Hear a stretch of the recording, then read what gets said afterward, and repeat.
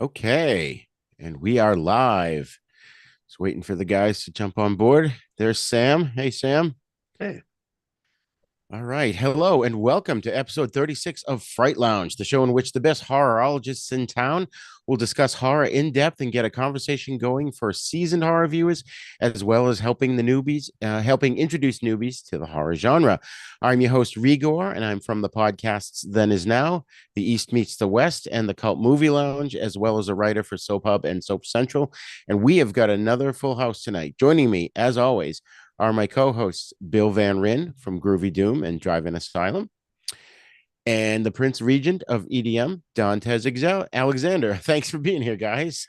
I almost called you Dantes Excelsior. Excelsior, huh? Someone's been in Marvel Land.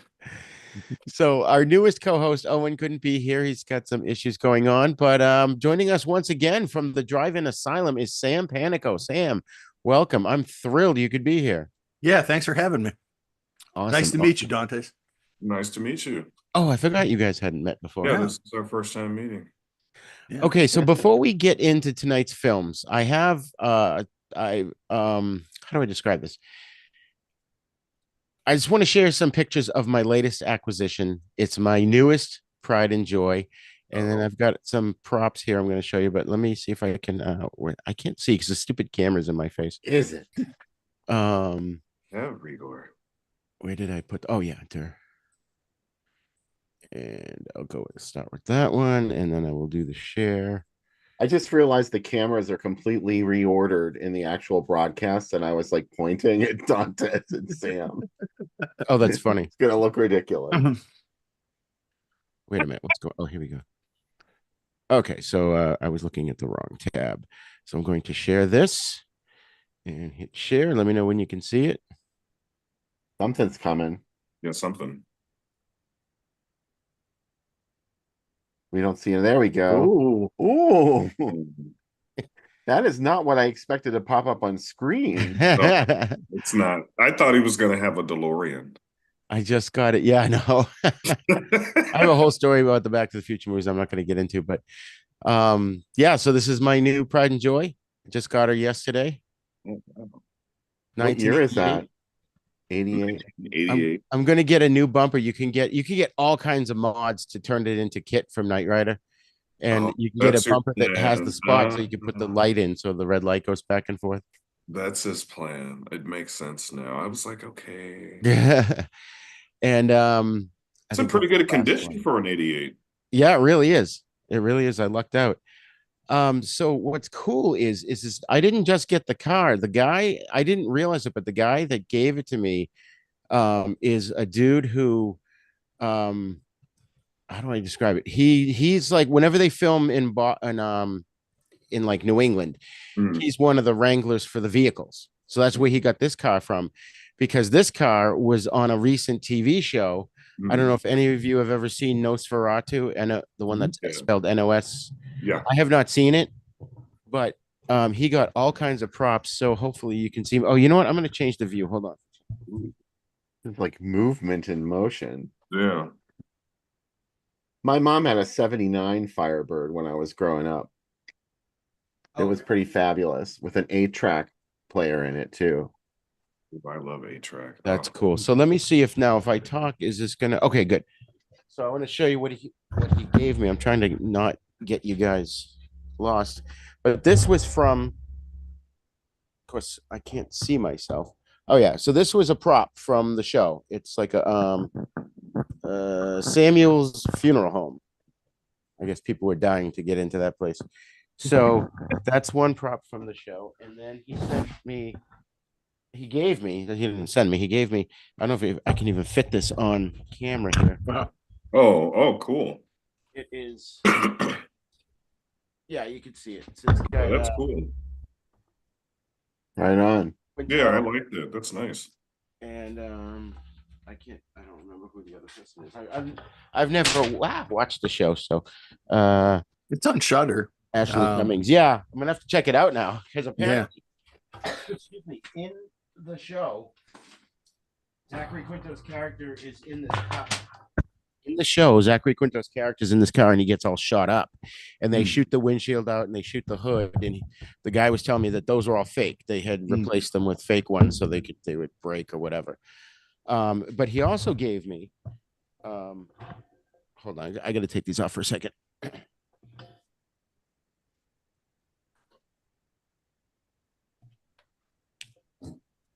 So this is the outfit that Zachary Quinto was wearing in that episode. Cool. And it's all like, authenticated and everything.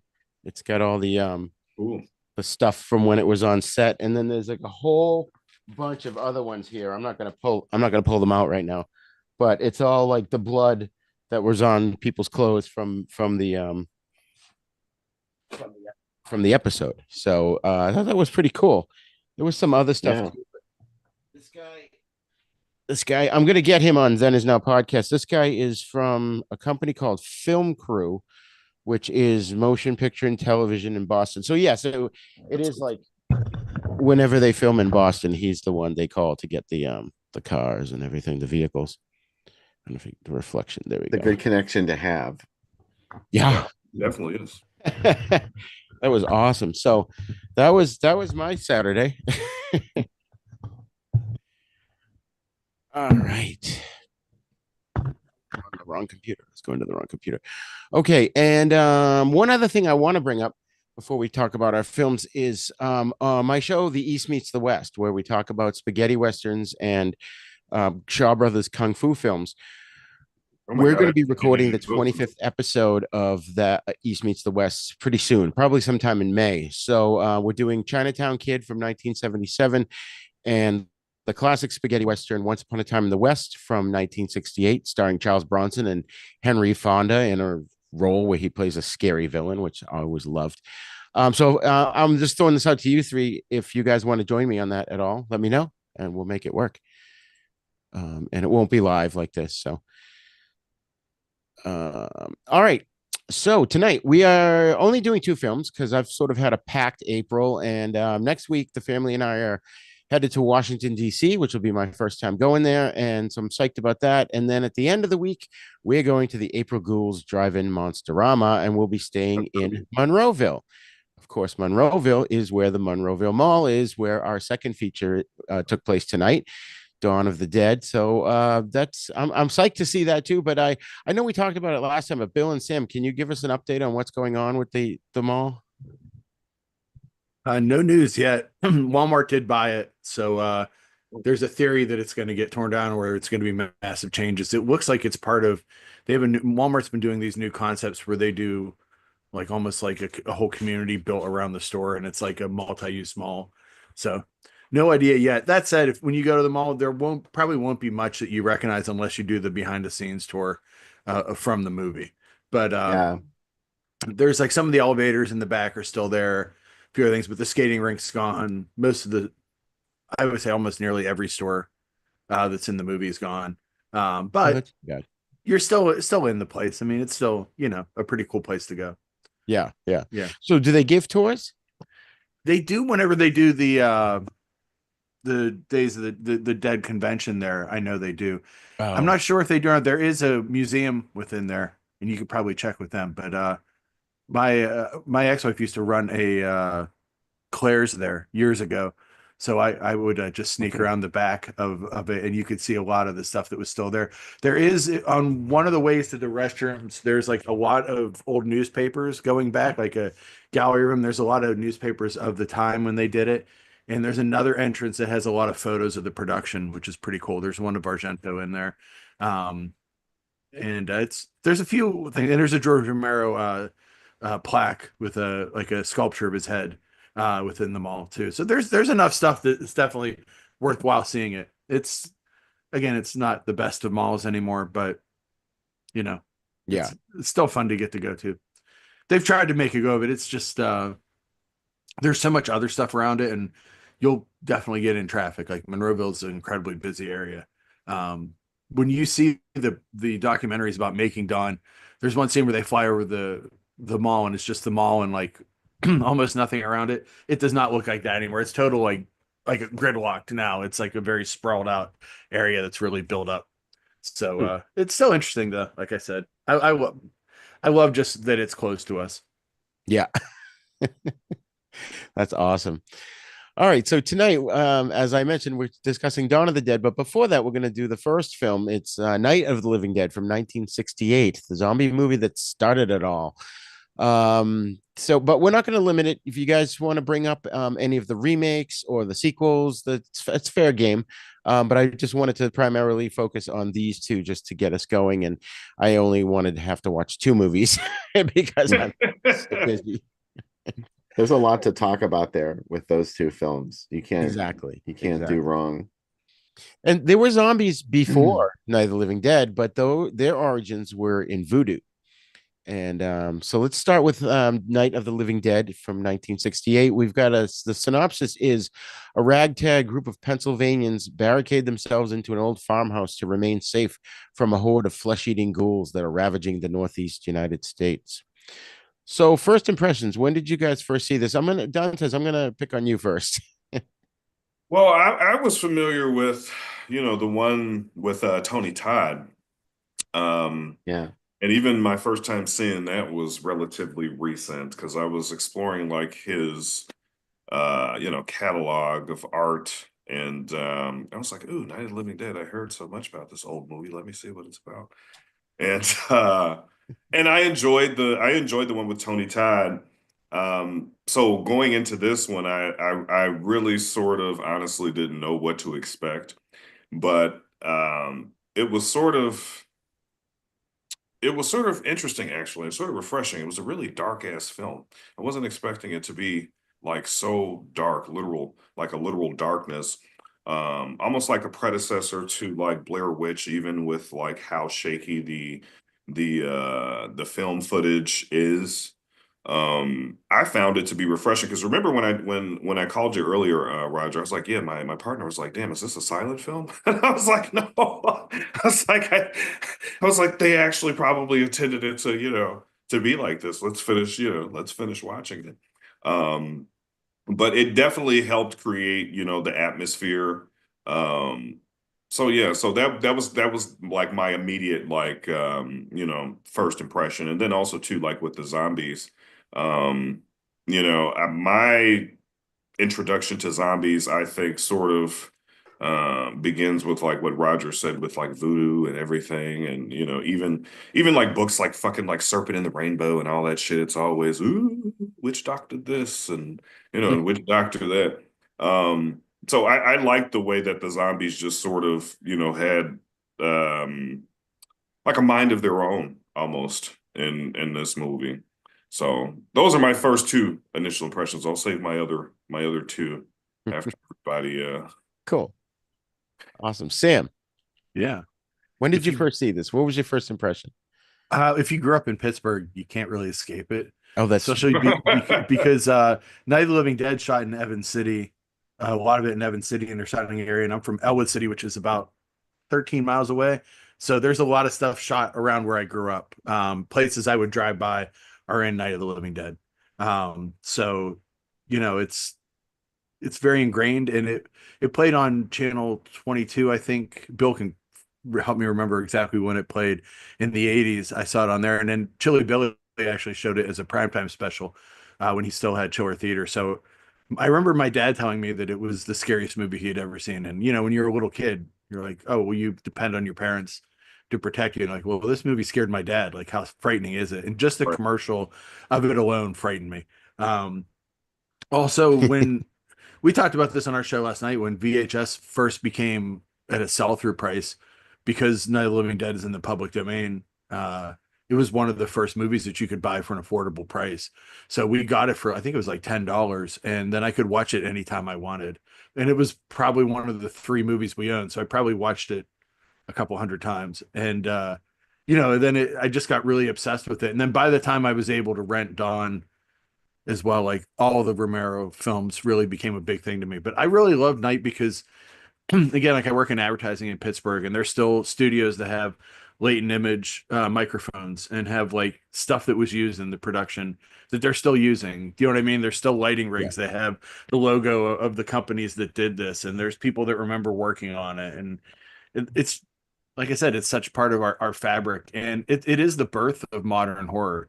Um, Up until this point, like, we still had like a lot of 50s sci-fi and stuff. And Yeah. like Dante said, like this is a mean-spirited movie. It is mean and it is dark and it is nobody gets out alive. The ending is a So real fun. yeah, it is, and it's such a punch in the gut. And the scene where they're all out hunting and all the guys have guns. That is the most, if you ever want to know what Western Pennsylvania is like, 100% Night of the Living Dead will tell you when they're like, oh yeah, they die pretty easy, and they're like all like just having a cookout while they're shooting them.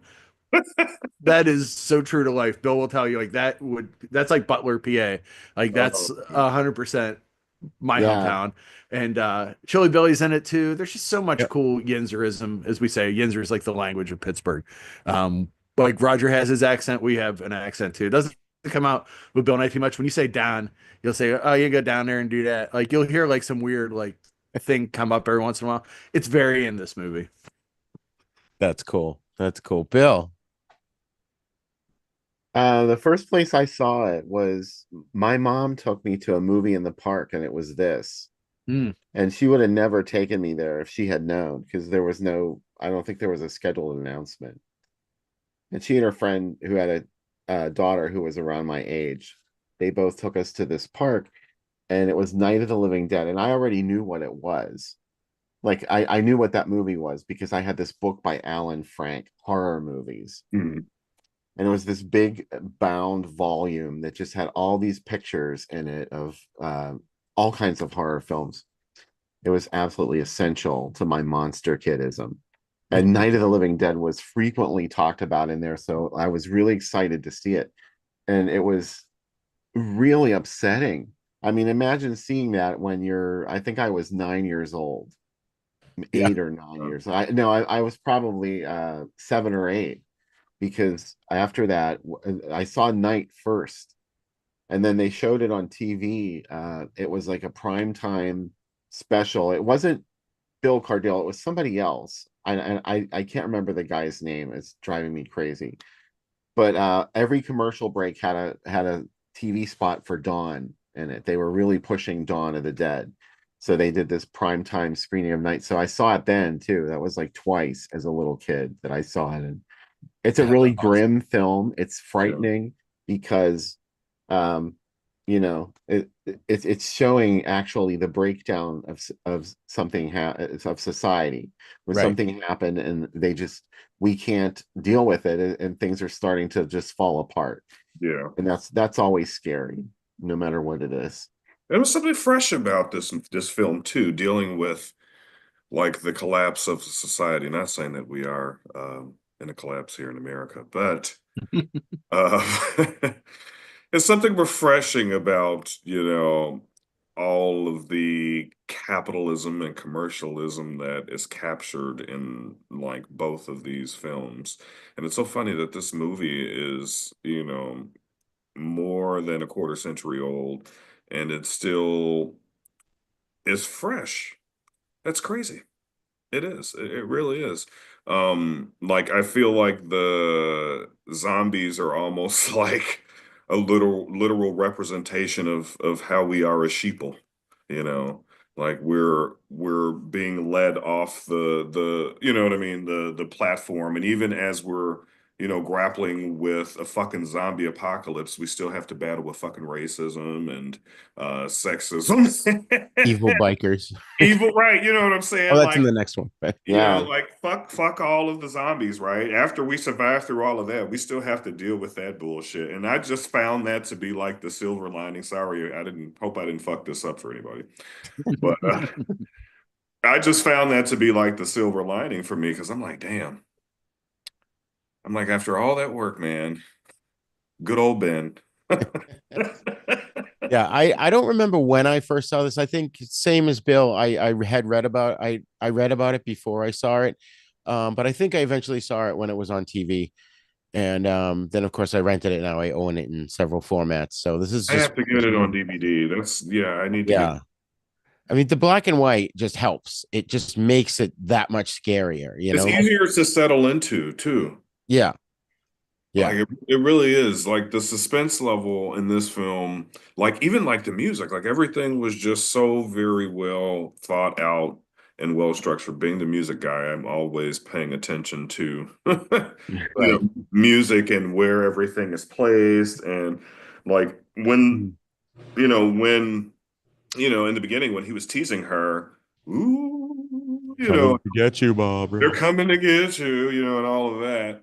And then next thing you know, you hear the Are we music not? and it's like, damn. All right, hold on. I'm trying to get it so that we're all on the screen, and that's Oh yeah, our We'll grid have our went away. TVs. yeah. I put it away so I could show you that stuff, and then now I'm just waiting for it to see if it comes back.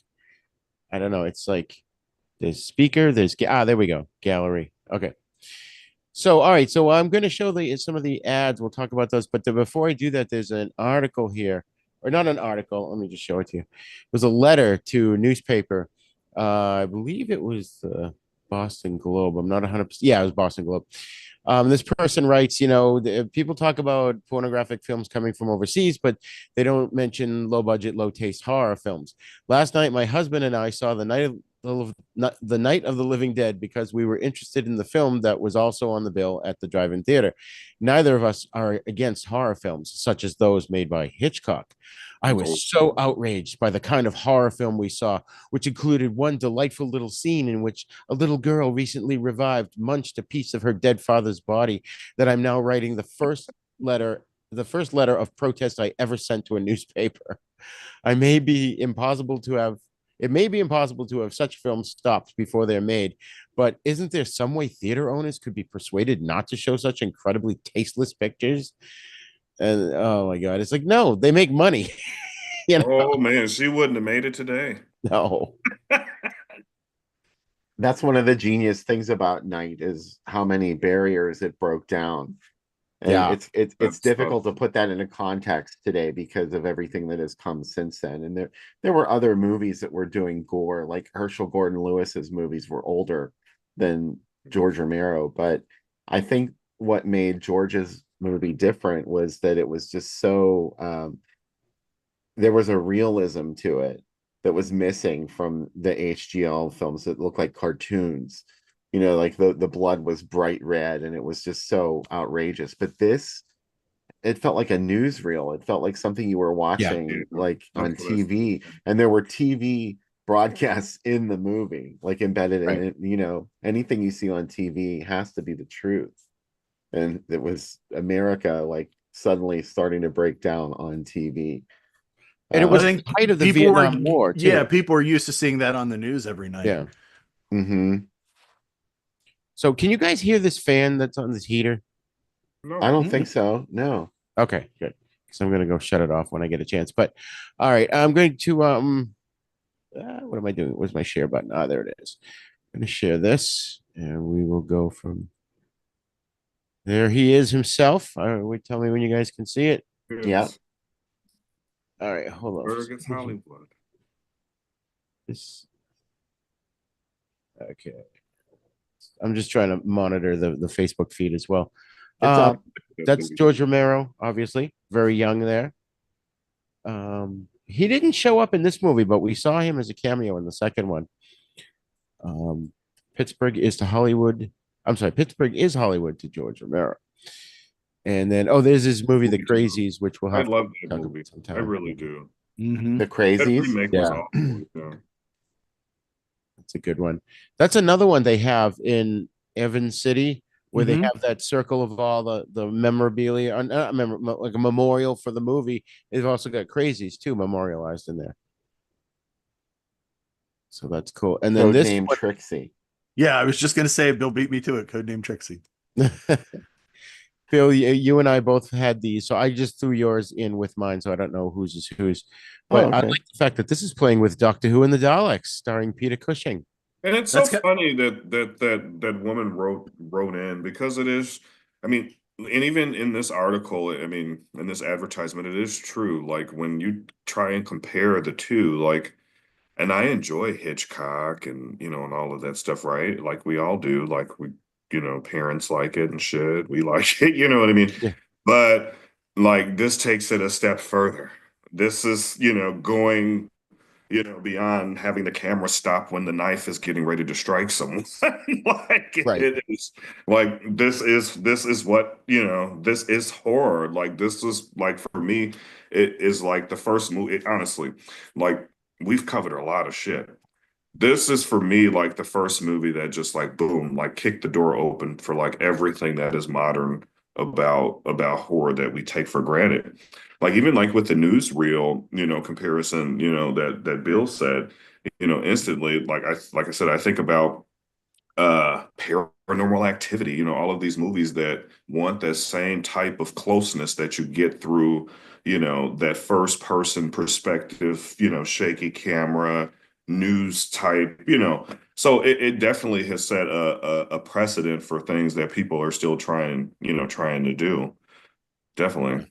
Thankfully, the camera work wasn't really very shaky, though. So that's Well, no, it wasn't. But I was saying that specifically in reference to paranormal activity and shit. What did I just say, Blair guys? Witch. Yes, thank you. But now, if the movie scares you to death, you're covered for 50 grand. So Yeah. And I mean, Roger, Doctor Who and the Daleks is coming out on Blu-ray in May I'm gonna have to get that. from Severn. Yeah, both of the Doctor Who movies are coming out. Oh, so nice. I'm pretty Daleks excited. Invasion of Earth 2150 AD. Yeah. I also like that there's a Pittsburgh review in this. Like you can't trust someone from Pittsburgh giving a review. They just want something local to do well. They're like it's better than Psycho. It's better than Gone with the Wind. People in Pittsburgh will. I mean, we love Striking Distance and Sudden Death with Van Damme. Like we'll celebrate those movies more than anything good. So don't trust us when it comes to movies, especially me. That's funny. So this one, some of these ones you'll find, the ones I did, I kept a lot of the other ads just to show you what else was going on here. You got Dracula, your favorite pain in the neck is about to bite your front door. I saw that in the movies. This is from 79. Yep, Yeah. 79. Star Crash, one of my favorites. I love that movie. Mhm. Look at Buck Rogers did the same thing that Battlestar Galactica did, because in 78, I have that Battlestar on. Galactica played the pilot on TV and then it went to the theaters because I saw it in the theaters. Mhm. I have it on DVD. What else we got here? I can't really see. Last Embrace. Oh yeah, Roy Scheider, right? Yeah. Oh yeah, that's what it says. Dominique is dead. Dominique is dead. I love that movie. And Slithis with Star Crash is a half Bill, half Sam double feature. Oh my God. Yeah, I didn't even notice Slithis down there. Yeah. Holy shit. How cool is that? Make sure to bring your Slithis card with you, Bill, so that he doesn't attack us. Or your Slithis protection card. Dominique is dead, or is she? Or is she? I think we talked about that, didn't we? We did. I think, yeah, we talked about that on the program before. Yeah. I like Wow. Dominique. There's a few others that you'll see that aren't really related to the movie, but they were in the ads, and I want to pick your brains about what movies they are. All right, what else do we have here? Of course, I can't really see it because Positively, the last time you can see Snow White ever will be tonight. yeah, This Yes. is it. You're never gonna see it again. It's going in the Disney vault forever. So we got Doctor Who and the Daleks again with it, and look at they're catering it towards kids. And Oh my God, wow. one thing There's I had heard, and maybe you guys can, I'm sorry, I didn't mean to cut you off, but No, please. maybe you guys can confirm this. I had read somewhere along the way, I don't remember where, that when Night of the Living Dead was first released in Pittsburgh, they released it as matinee for the kids, and the parents were like horrified that this movie was being played where kids could go see it. And I mentioned that I had Judith O'Day on Then Is Now podcast, and she had never heard that story. So I don't know, is there any truth to that? Have you guys heard that?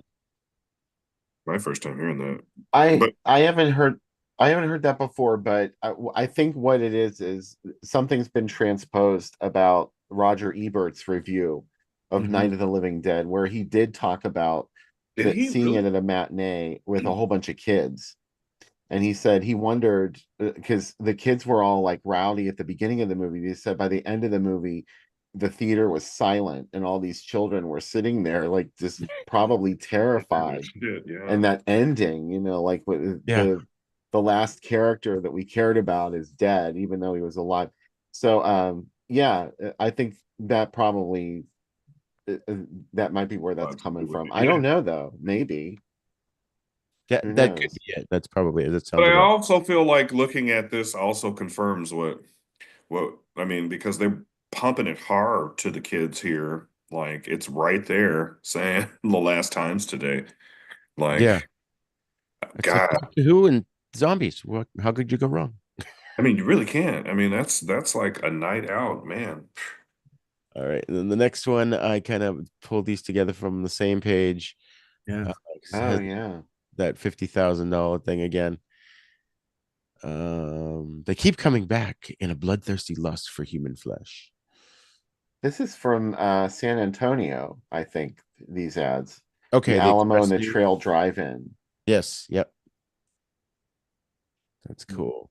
And then we've got I love that though, how it just calls it out and just says more terrifying than Hitchcock Psycho. these were all from the same page too, and I just kind of pulled them together. But this one, what the heck is this? Kwahiri? Is Yeah. this a horror movie or is this a porno film or what? Which will be her mate, man or Like ape? a Mondo type film. Oh, okay. Or Yeah. not a Mondo film, but you know, It's from it's a Jungle. it is like it's Vanishing Africa is the original title for it. And Oh, it's about it means goodbye in Swahili, and it is very Mondoy, but it's an American one. So it's still scummy. But yeah, Mondo's like back in the day, I don't know if you've ever seen it, like Mondo Kane or yeah. any of them, where Yeah. when people couldn't travel the world like they can now, this was a way of people taking these mini vacations by watching these. But it's also like a lot of like the untamed world and the uh yeah, they're very strange movies, and today they would just be reality TV. Most of what we watch on basic cable is what Mondo was, and the Sorcerer is played with this too, which is a pretty good movie. So I like that. Untamed Mistress is pretty old, I think at this point. But yeah, that's a two shock and a stun is a good way of selling these movies. Yeah. Awesome. And then Un Blood Fiend. What were you gonna say, Bill?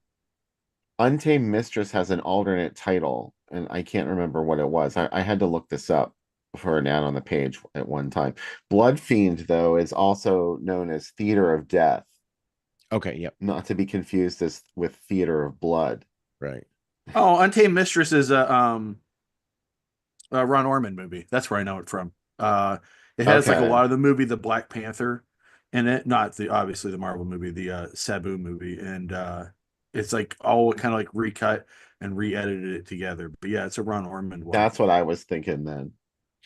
Yeah, and before he found God, and Joseph Brenner actually had the rights to it too, and he bought it the next year. So and it's a Sinister Cinema release, Bill. That's who finally put it out, the first release of it. Look at this. You would not get me out of the theater on Oh this my day. God. Thing-O-Rama. Yeah. Destroy all monsters. Godzilla versus the Thing. Conga and Reptilicus. Oh my god. That's unbelievable. I would be kind of spent after Destroy All Monsters because that movie, like hyperactive child me, Destroy All Monsters, like I would destroy the whole TV room before it was over. Like my mom would just like, you just have to sit here and watch it. Don't act it out. And I'm like, oh, like, you know, That's awesome. And we've got it. It's a midnight show, but it's only at 11:30. So yeah, what's up with that? Colorado. Colorado. And then we go this one with Oh, wow. with slaves, which I'm sure that's an alternate title too. It is, yeah. And with Stephen Boyd from Marta, Bill. That's like one of the Dionne Warwick. yeah, that I've seen that movie and it is exactly as upsetting as you would not want it to be. But yeah, slaves, a cruel Mississippi planter. Ossie Davis is in it too. That's why I watched Oh it. wow. Yeah. This is from the reissue of Night of the Living Dead. I think this was like 70 or Yeah, 71. 1970. No, it's 1970. Yeah, because Slaves got reissued because the first time it came out, it got pulled, and then it was I'm trying to see what the other name is, Bill, because I know there's an alt title too. They sold it as a midnight movie Yeah, in not just some Slaves. markets, Yeah, which of course Night of the Living Dead was also a huge midnight movie. Right. It started bet in it was. 1971, I think. yeah. Oh my God, I would have Oh, even now I would still love to like go and see this like at the theater at like at well, midnight. Like this would be great. this one was midnight showing in 1970. That's so Okay. So, and then we're still in 1970 here. And we'll come back to slaves when you find the other title. There's Slave. no other title. That's it. Okay. Just slaves. Okay. Unless at What's least it about? IMDb. Stephen Boyd is a slave owner, and he seems like he's a good guy. How can a slave owner be a good guy, right? Right. But he buys Dionne Warwick, and then it turns out he's not. And Ossie Davis helps her escape from slavery. oh God. Ossie Davis is even in it. Oh boy. Yeah, yeah. It's a big Hollywood movie, but it's like you can tell, like it's in like 1969. And it's like very not in touch with stuff, and you're like, oh, but it's like it's not an exploitation movie, though it is. Do you know what I mean? Like it was like a Yeah. big budget movie, but it's like, oh, it's One of yeah. That's not funny. worth watching. No, not worth watching. Did I skip And it? yeah, I haven't heard. Bill, how about this review? If you love Mary Hartman, you'll love the Crazies. What do they have to do with each What are they talking about? Mary Hartman was a spoof of soap operas. Yeah, like Oh. Fernwood is nothing like Evan City. I don't know. Like that's a really nutty review. It's like George Romero did it again. Once Mhm. Boys Unleashed a snarling movie on an unwitting world. I love the Crazies because like as a kid I always thought that the military guys were the bad guys because I'd only seen photos of it. You know, there's the famous scene where the old lady stabs the guy with the knitting needles. And then when you see it, you're like, no, like, unfortunately, they're just in a bad city. They're literally like young kids in Vietnam when they get to the city because everybody's the crazies by this point. And Yeah. driving through that town as a kid, quite often, that's the way we went to get to church. Oh, And geez. seeing this area that, like, you know, you grew up and loved, like getting transformed into a war zone is, you know, and it's going to get nuked at the end of it. And it's like, wow. That was the feeling I had when I saw Dawn of the Dead, but we'll talk Yeah. about that later. Okay. I actually have it on in the background, Bill, in the scene where they run past the Brown Derby. Oh Like, my you know, when God, they're getting the to parts, like Brown I ate Derby. at the Brown Derby when I was a kid more than once. Like, I mean, like that was where we ate when we went to the mall. And it's like, It was so good that they brought bread to your table. yeah, You know you're in a good place. Oh, that's when they bring a awesome. loaf Oh, of bread wow. to your table. The Yeah. Brown Derby. yeah.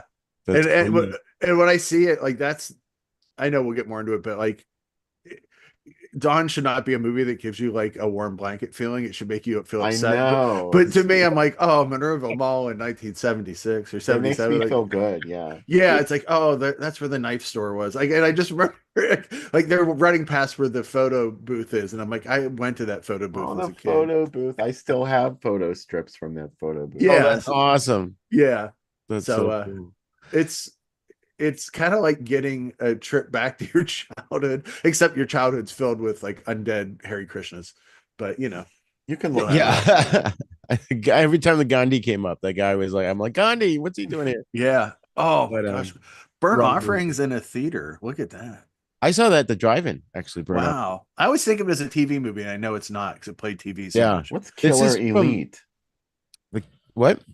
Killer Elite with Burnt Offerings. I don't know I know. what movie that is. The Killer Elite. That's a Clint Eastwood film. Oh, Yeah. okay. They From just 75. remade it recently with didn't they? With Jason Yeah, with Jason Statham. Yeah.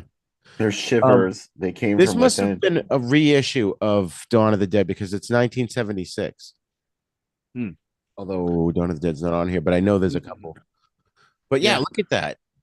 Monty Python and the Holy You Grail. mean Night of the Living Dead, Yeah, I'm sorry, Night of the Living Dead. Did I say not Dawn? Dawn. I meant Night.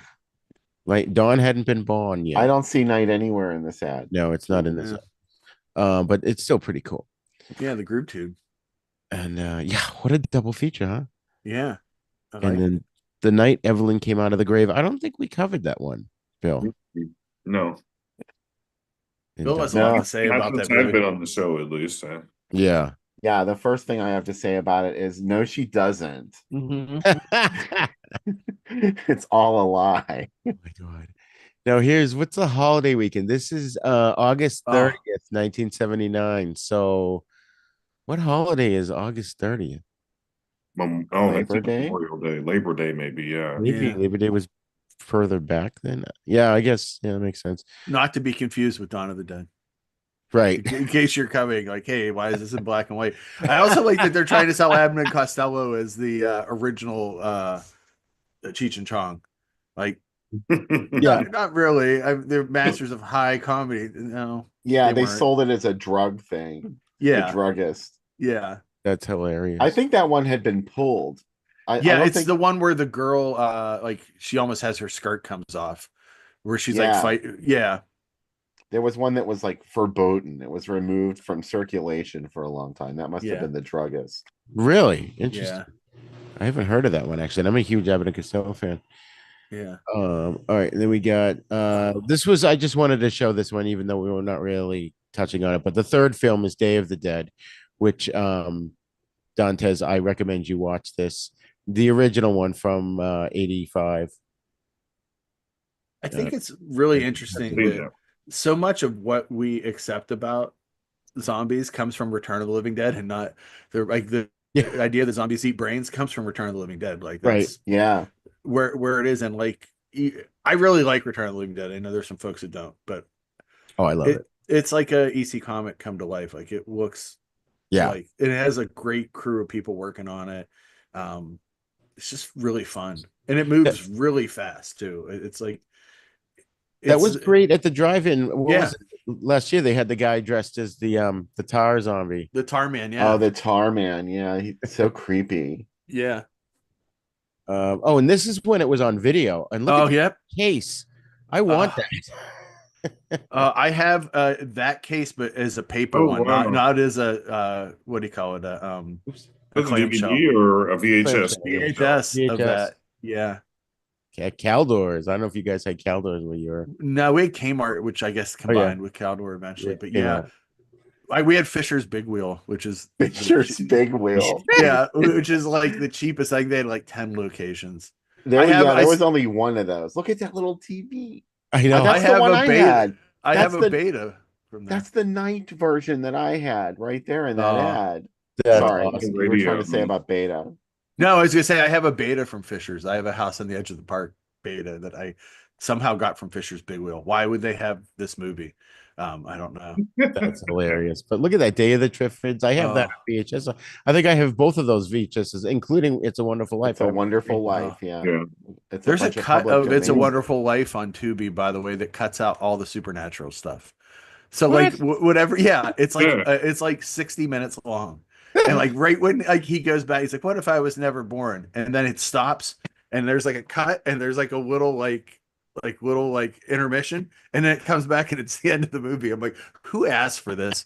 Who wanted it? It feels like super ultra religious. That's the best part. Yeah, like what if this wasn't about all that angel and magic shit, and it was just about a small town in trouble? And I'm like, it blew my mind. Like, I don't know why.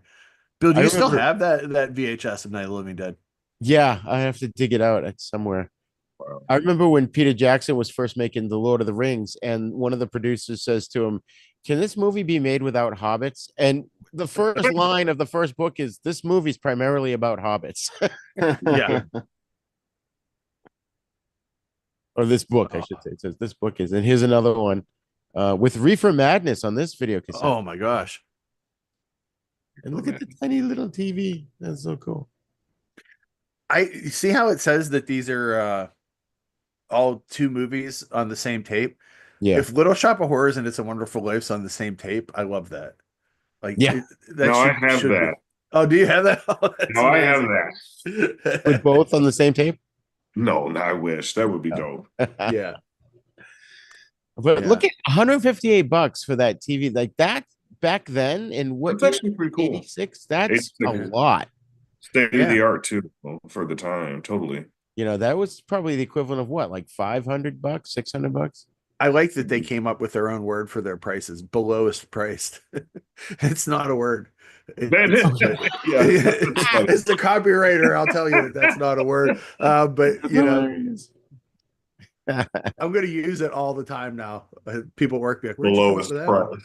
Now, here's one I had to show this one because I've never seen this. You've always seen it's the night he came home, but he came home for Halloween. This is from 79, so this must be a reissue. Wow, that's cool. And I've seen it now. All of a sudden, it keeps popping up in my research. Really, I love Eyeball and Suspiria playing together. Now, I, which one is Eyeball? That's not Headless Eyes, is it? no, it's Eyeball. It's a giallo from Italy. It's about like a tour group that they keep getting picked off one by one while they're at a stop in a town, and someone keeps obviously taking their eyes. That's why it's Eyeball. You have to do It's that. it's not great, but I love it. So I'm very forgiving of Italian movies. So like I'm like I really Yeah. like it. But yeah. Rocky 2 also a downer movie. If you're gonna go see downer movie, like Yeah. Rocky 2 is like I remember seeing it as a kid. I'm like, why did Rocky get treated so shitty in this movie? Like I wanted to Oh, see him man. be a winner finally. Now it's just like a whole movie of him making bad mistakes. Like Right. even as a kid. I probably shouldn't have seen 10 at the same time. I definitely saw 10 in Yeah, me too. 1980. I was You like know 8. what's so comical though about that is like they scrolls Julie Andrews. She does not belong there. No. Yeah, why isn't Bo Derek's name there? That's the reason to go see it, right? Right. Yeah. Oh, is Julie Andrews going to get naked? Right. That's what they want you to think. There's a whole bunch of dudes that are like that are into it. Now, here's another one I picked just because I want to know what this movie is. Daddy's Gone a Hunting. I've never heard of this. No. Oh. Never heard of this either. Who released this? You mean like the company? I don't know. Yeah. It's from 69. NC. I don't know what NC is over here. It's a British movie. Oh, National General Pictures, Derek. But Larry Cohen wrote it. No, it's American. Larry Cohen wrote it. Huh. And Lorenzo Semple Jr., who worked on the original Batman TV shows. Yeah. Wow. I kind of got to see that now. I like this ad a lot. This ad's very like proto Last House with like what's going on in it. It makes it seem like I guess that's a love story on the left and a nightmare on the in the middle and what happens next. Oh man. I like it. I looked it up. I'm gonna look it up again with the description of the movie. Daddy's Gone a Hunting. A mentally disturbed man stalks a woman who had once aborted the child he fathered. Well, that sounds like anything on a soap opera every day. Mark Robson directed The Seventh Victim, which is one of my favorite movies. The same director, and he did Valley of the Dolls, Peyton Place, Yep. Isle of the Dead. Like he's got a Bedlam, like Cat People, like some good stuff he worked on. So I know who he is. That's cool. Yeah, funny how I'll check that out. Like I've said before, I always feel like, oh, I've seen everything. I know of every movie that's out there, and I constantly find movies I never heard of. Show Bill that Halloween ad that he missed. I think. Oh, Bill missed it. Yeah. He came home for Halloween. Here. I've never seen that before. Look at the right too. How excited do you think I got when the bottom right corner? Of Eyeball and Suspiria. Yeah. A beautiful combination. Yeah. He came home from Hell. This was like the 1980 reissue of Halloween. Yeah, this is actually 79. Oh, 79? Okay. Yeah. So this was when it was in wide release then, because I thought Eyeball and Suspiria was 1980, but I guess not. I don't know. It's just like a sort of a for smaller ads. Yeah. When the night he came home was too much to put in the box, they came right. He's home again if you want to go ring the bell. I don't know. The lights are on. Go see if he's home. And then we were talking about this one. And then, look at this. Look at that poster for Equinox. How awesome is that? See if we could zoom in here on. Oh, wow. Look at that Sidney Poitier. That comic with Tibbs. Mm-hmm. I used to see that title in TV Guide all the time as a kid, and I would be so excited about it. I'm like, they call me Mr. Tibbs. That's the best line from the movie. Yeah. It's like that has to be the name in the next movie. It's such a good name. Sidney Poitier slapping people across the face. That scene where he slaps that dude's so awesome. I'm like, I know, I love that. So great. He's had so many good movies. When my wife became a teacher, I made her watch what was the jungle one? Not Urban Jungle. Blackboard Jungle. Blackboard Jungle. Yes. Yeah. That was great. But look at this. I love all the handwritten stuff in this ad, especially like the awesome? whole bottom panel. It's gorgeous. But look at this Equinox, right? And then you've got Master of Terror, then Castle of Evil, then Master of Horror. It's awesome. Man. Wait a minute. Is this from the Boston Globe? Yes. Okay. I thought that's okay, so Castle of Evil is the third feature if you saw it in Dedham, and Master of Horror is the third feature if you saw it in Natick. All right, that makes sense. Yeah. And then the Sicilian Oh. Clan, Frank Sinatra in The Detective. Oh, there's Night. Yep, there it is, right there. I knew it had to be in here. But I just love that poster. That's another one we're gonna have to I love address. that. That was a movie that I always saw about in magazines as a kid and never thought I would get to see. You know Yeah. what I mean? Like, because it was always like pictures of it would always show up and like, oh, someday I'll get to see it. And didn't it take them like they did it on weekends over the course of several years to make that movie? Yeah. Mm-hmm. Also, Sam Raimi never saw that movie. The Right. exact same movie as A movie where Dead. demons come out of a incantation from an old book. Yeah. No, he never saw that. Yeah. Look at this one. I didn't notice this one. No Way to Treat a Lady with Rod That's my Steiger. wife's favorite movie. Really? Yeah, she wants to do it on that. She's going to be doing that on the show. Yeah, sometime in May. Yeah, she loves that movie, and we had been waiting for it to stream, God, for like 2 years, and it finally showed up. What platform is it on? I think it's on Pluto. I think, but it's really good. Rod Steiger's awesome in it. It's got a great cast. She gets really excited about that. It's one of the first movies we bought together. So yeah, that's exciting. I love him in That's the Illustrated Man. I have that on Blu-ray. It's like they're not tattoos, they are skin illustrations.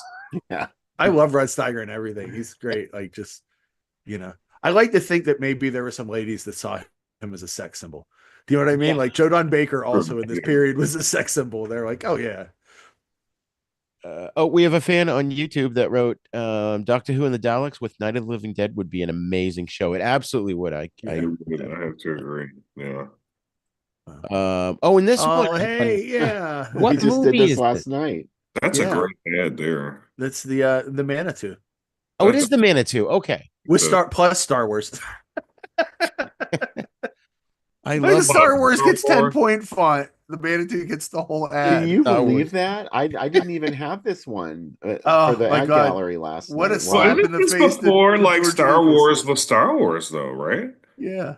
But this is Star Wars was always Star Wars. Like from the minute even in 78, like when it first came out, it was like just 77 is when it came out. This was like a reissue. This was in 78. So I absolutely love that Star Wars has been relegated to second banana to the Manitou. Which is I'm sure people are like, this movie, I just want to see Star Wars. Can we get Manitou over? Not me. I've been like, I love the Manitou. Yeah. Also, more Manitou. I love William Girdler. Every one of his movies I love. Yeah. I love the Charles and Sac Theater logos here. Like, it is such a metal font on the name of this theater, like especially like the R's are like partial. It's so great. I used to get really, they used to like bum me out for some reason, the Sac theaters. They were always in the heart of the city where it was like crime ridden, and I was terrified to go in there because all the comedies like that I watched, like Good Times and Sanford and Son, they were like, I was afraid I was going to get mugged. My parents were with me and we're all going to get mugged. You're gonna, oh man, it would have been worth it to go see this double feature. Let me tell you, the Manitou. That's one of my favorite taglines. Evil does not die; it waits to be reborn. It's such. I heard a song that went like that. Yeah, some Italian band wrote a song about that. That's funny, and I think that's the end of Night of the Living Dead. Oh man, I'm so excited about those ads. Yeah, there was good. There was a lot of reviews and stuff that I found too, and they were talking about how zombies are, sort of the new big thing now. It's funny because like Dante, you mentioned it, like up until this point, zombies were very voodoo influenced. Like I Walked with a Zombie and White Zombie. Right. And it's like these are like kind of just these. That's what I love about Night is like you can't really reason with these. Like some bad guys in movies you can reason with or tell what to do or stop them, and totally not zombies. Like they are just like this thing that remembers kind of sort of what it was like to be alive, and they just want to eat, and that's it. Well, they really were not zombies. I think George Romero used to say this all the time. They weren't zombies; they were ghouls. Is what he considered them to be. And they were just somehow after people died, they were coming back as these ghouls.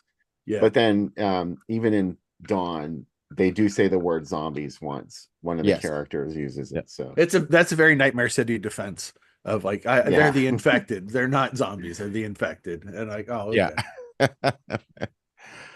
One thing a buddy of mine had said when we were in college around 1990 and the remake came out that Dantes mentioned, I made my friends watch the original first, and then we went and saw the remake. And buddy of mine had a great concept. He's like, if you're in that situation and you're in a house and you've got the way the zombies behave and their limitations, get all your supplies to the second floor, rip up the stairs, and just hide out up there. They can't get to you.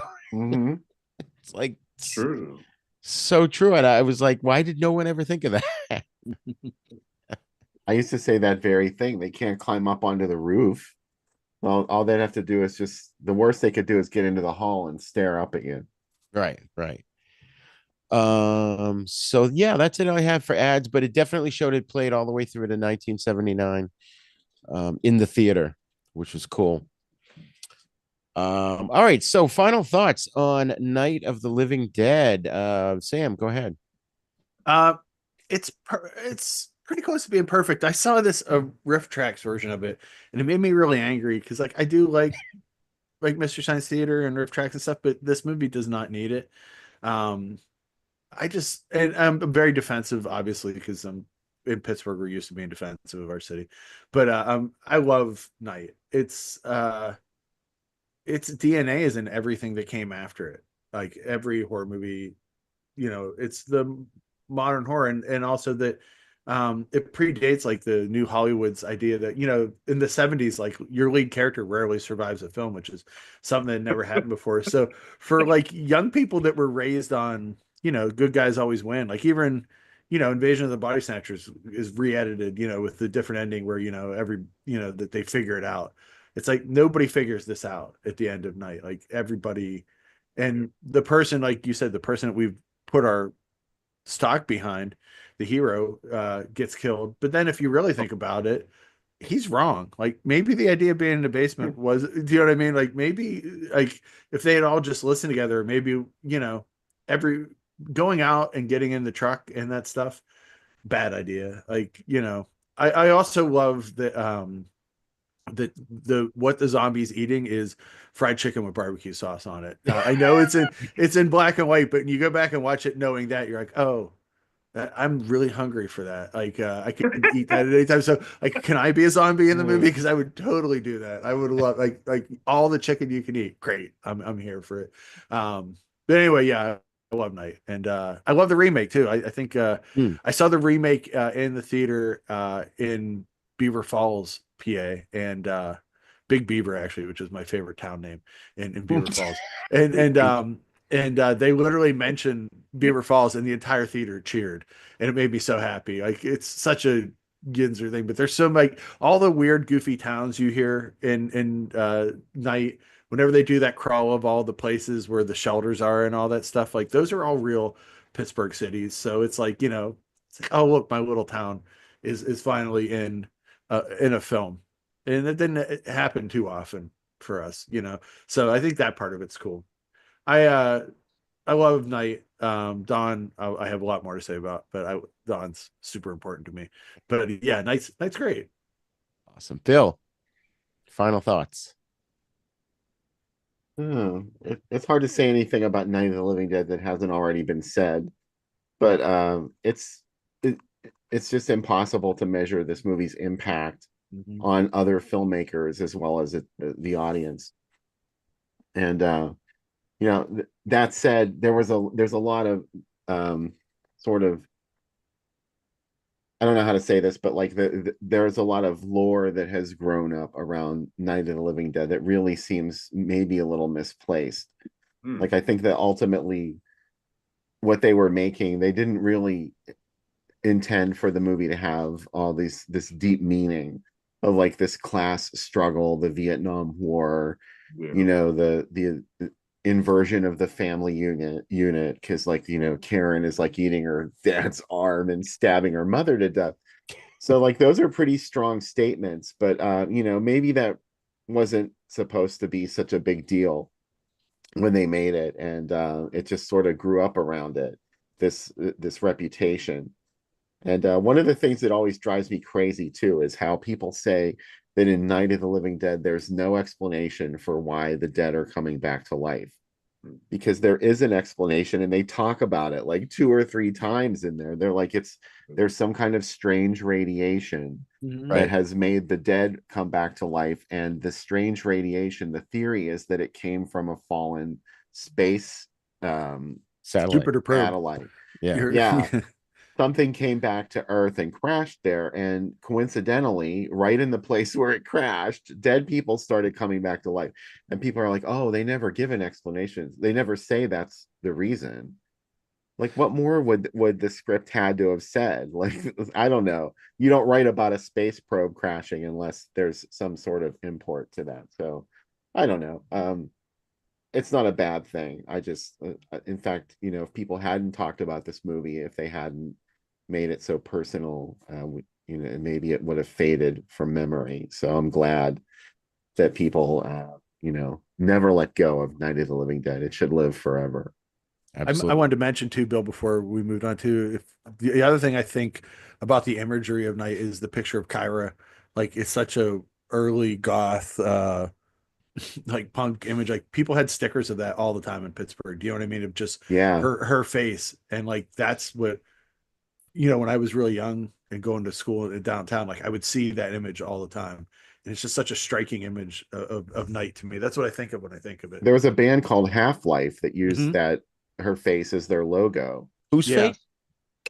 Kyra Kyra Sean. Shone. Which one was she? She's the little girl Oh, zombie. okay. Yeah. And it's her dad was Harry Cooper, Carl Mhm. Hardman. Oh, okay. And Marilyn, who plays Mrs. Cooper, was her stepmother. And Kyra, she's really awesome. I've talked to her many times. She's a wonderful person.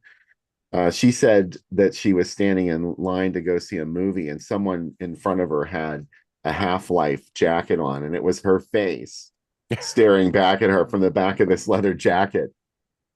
And that's kind of strange that this small movie from Pittsburgh, not even from Pittsburgh, from Evans City, filmed in Evans City, managed to infiltrate society so deeply. That's a pretty amazing thing. Yeah. Yeah. Awesome. Yeah, I mean, there's a Misfit song about it. Like, there's tons of bands that use Oh, yeah. samples of it and stuff. So Yeah. it's a big thing.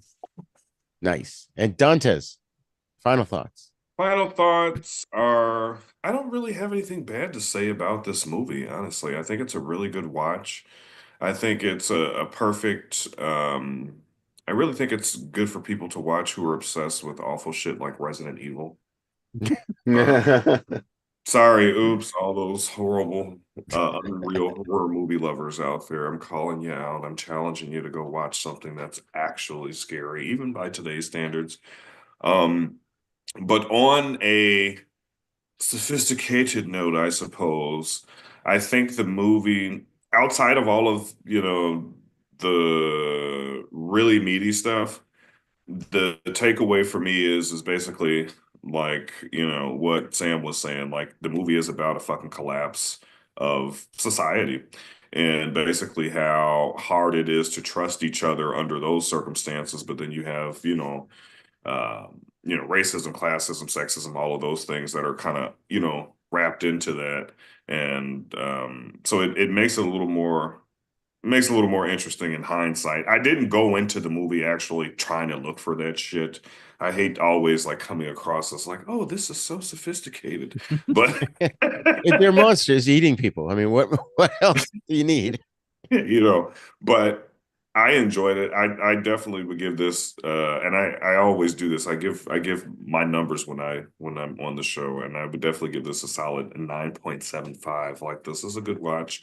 It's the granddaddy of everything that young people like now that they have no idea where it came from. Right. Absolutely. Yeah. Granddaddy was the one that kept coming to mind too when I was thinking about, our discussion tonight. And I just think it's fantastic and everybody should see it. It's just one of those things. I have a certain category of required viewing. I think there are certain things that people should have seen, and this is one of them. Definitely agree. Because of the iconic nature that we've all talked about. So, all right, folks, we are going to take a 5 minute break here. And when we come back, we are going to discuss Dawn of the Dead, the sequel to Night of the Living Dead from 1978. And I'm going to share the graphic. And boom.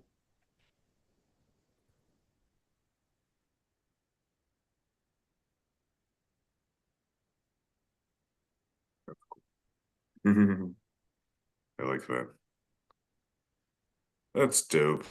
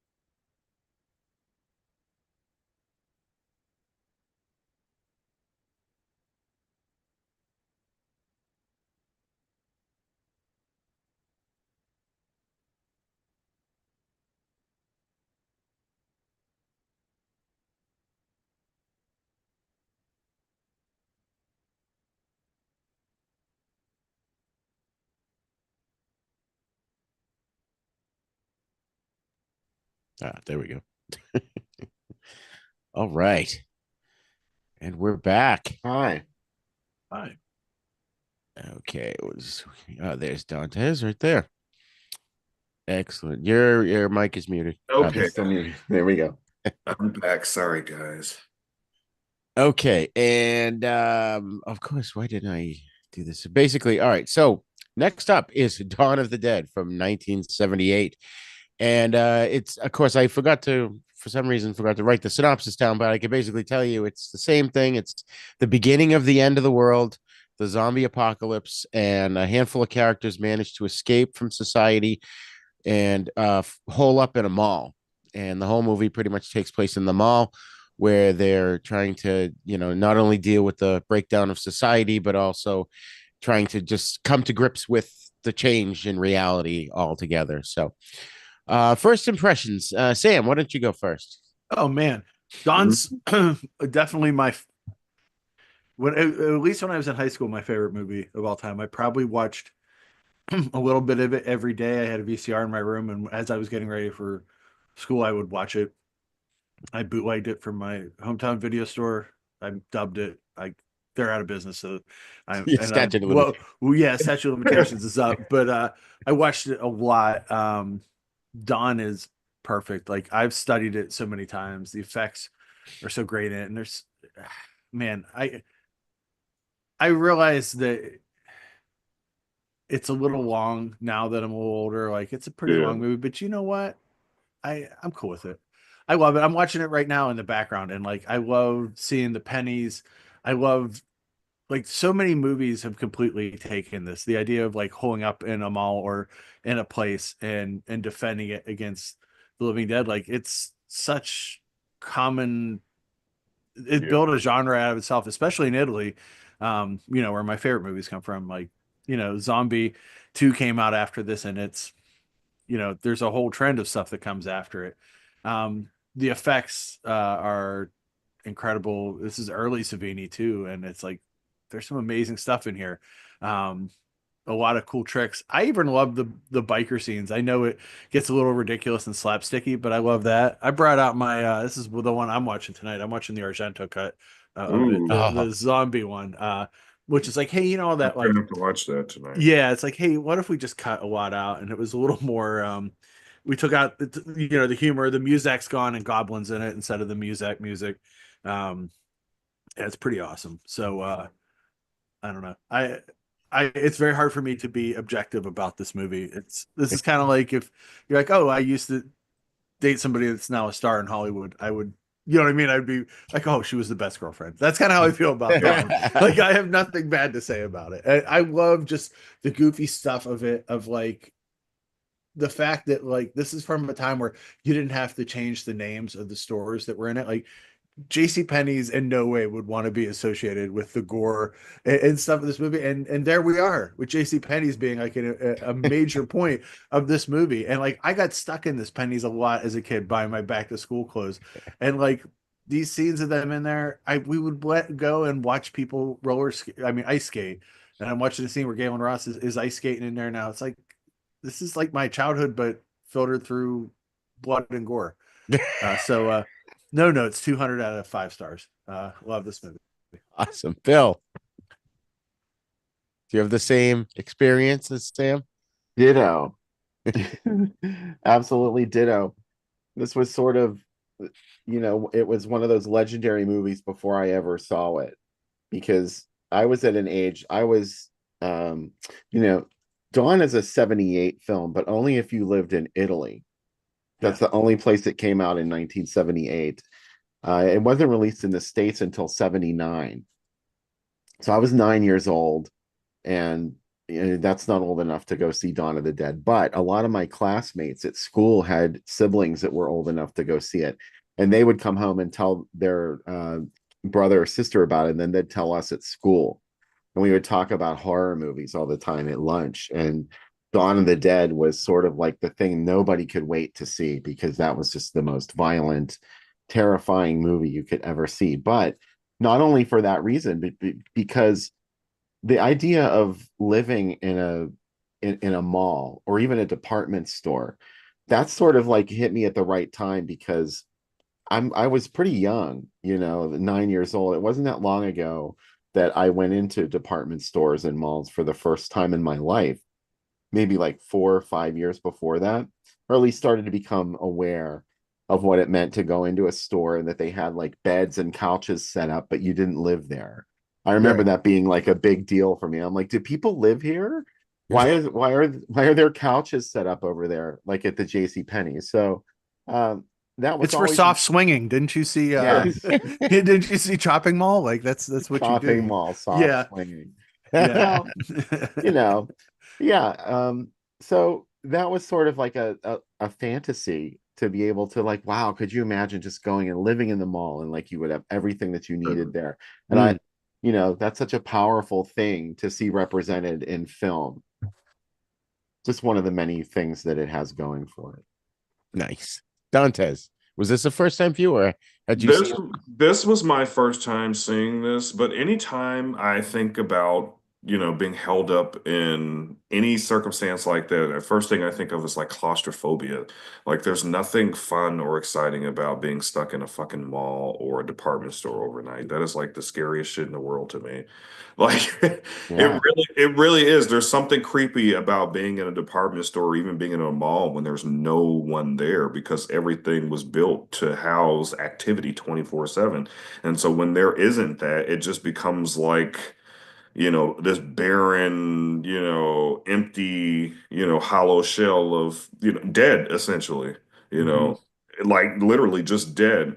And I think that the setting for this film, in my mind, knowing that this is what started, like Sam said and like, Bill said, um, at first I was like, damn, oh, this is so cliche, but then I was like, oh, okay, I get it. But it was my first time seeing this. I have not seen any of the other ones either. I feel so embarrassed to say that these are my only first two that I've explored, other than the remake, with Tony Todd. But this was my first time too. I'm a newbie on this on George anyway. I mean, of course, like I'm familiar with the name, right? Obviously, like, being an Yeah. 80s child, I have to be familiar with these things. But like, like as far as like actually knowing like the work, like so many of us are, familiar with like those cheap knockoffs, from the early 2000s and shit. In fact, I thought about that one too when I first saw that. That was the one with Ving Rhames. I know that I can't think of the name of that that was movie. the remake? Yeah, it was Dawn of the Dead. Yeah, yeah, I thought even then, like now, like even in retrospect, like knowing that this film is that film, I still find it to be creepy. And the authenticity of the first one, like the original, like there's no yearning to like pay homage to anything. It's just raw. Like I don't like watching remakes where people feel like they have to fucking do shit. And of course, obviously, right? Like, being a singer and doing, cover songs and shit like that, you want to, do shit your own way. And I don't like watching original films after watching remakes because I'm like, damn, you guys didn't do shit, you know. Like you didn't bring anything fresh, to this story. Perhaps you should have just left it alone. But that's my comment on it. Awesome.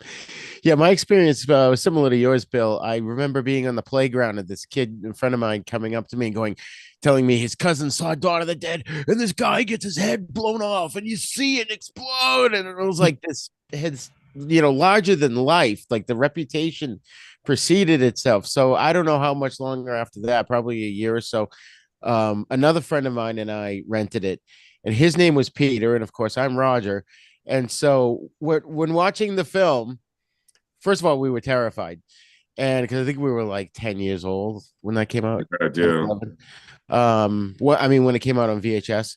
And and so we're watching this movie, and then we couldn't remember which one was Ken Foree Peter or was he Roger, and because we both wanted to be Ken Foree's character, and we're arguing. We're like, no, no, that's not him. No, that's him. No, that's and then watching it again. I mean, I've seen it a million times. It's like you don't realize how often they actually do say each other's names. I'm like, so why were we so stupid that we couldn't figure out who was who? You But didn't have IMDb to go look at back then. exactly. Yeah, no. Exactly. But yeah, I mean, this was just everywhere. This was just, it predicted mall culture because malls were relatively new when this came out. Mm-hmm. And, like you said, Bill, going to the department store was unbelievable. And then now you've got the department store and all these other stores in one place. Yeah.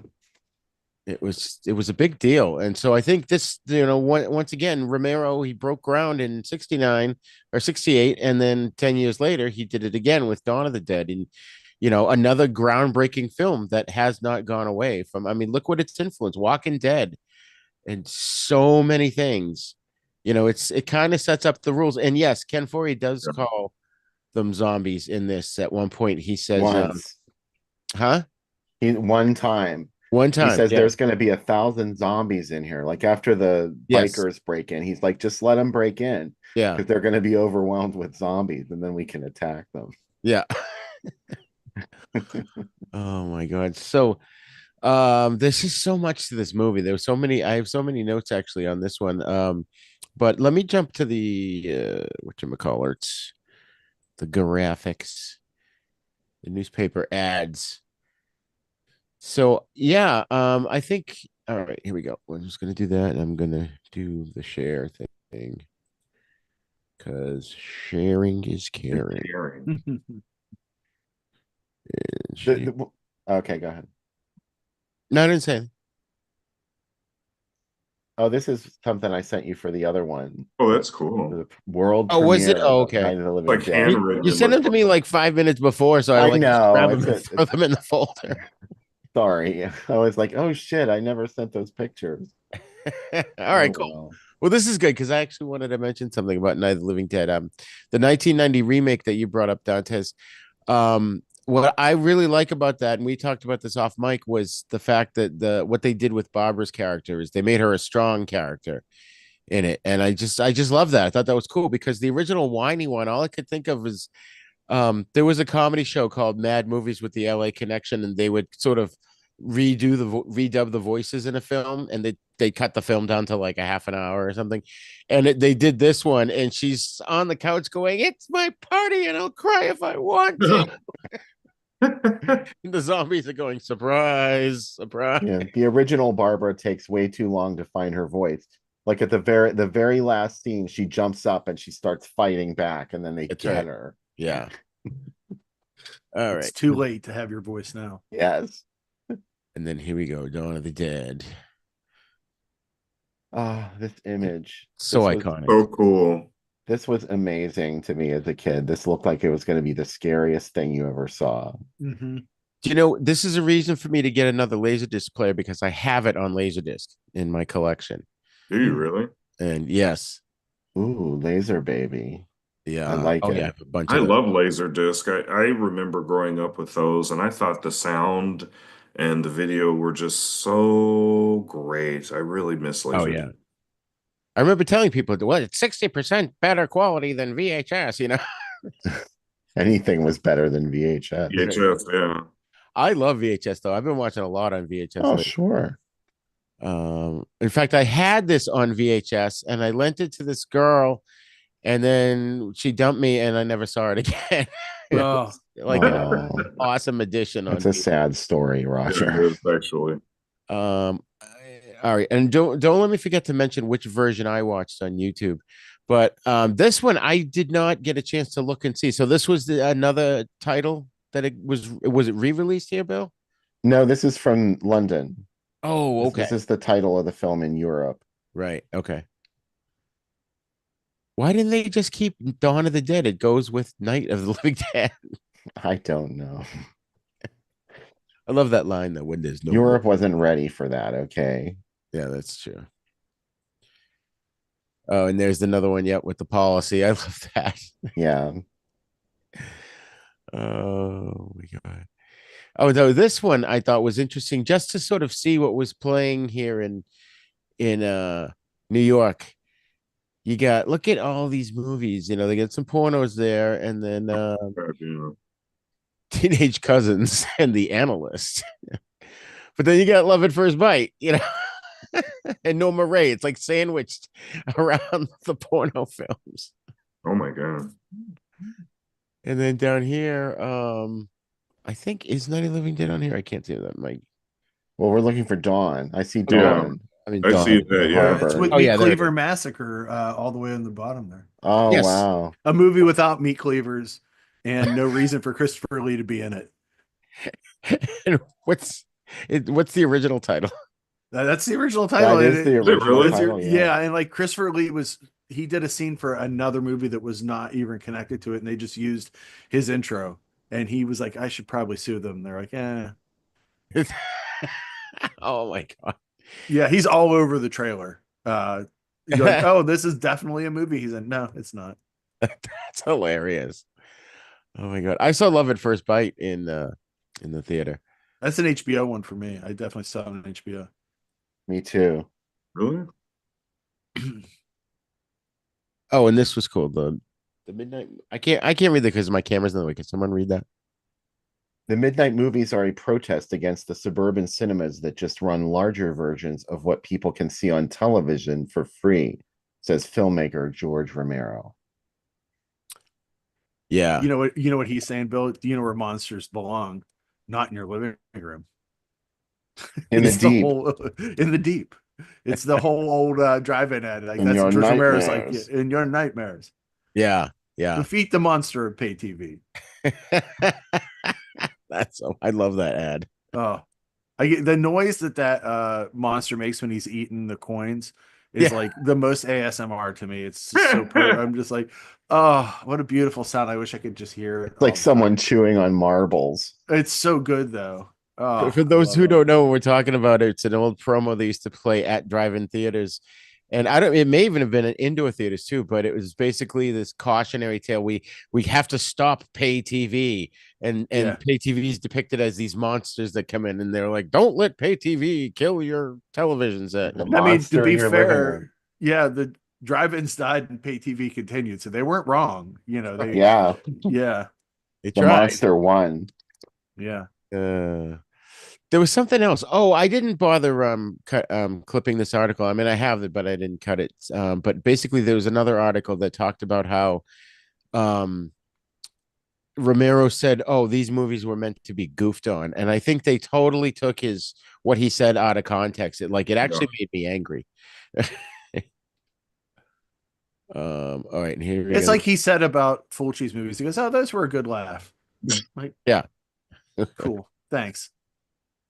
Dawn of the Dead. I love that again. Iconic imagery. Now look at this.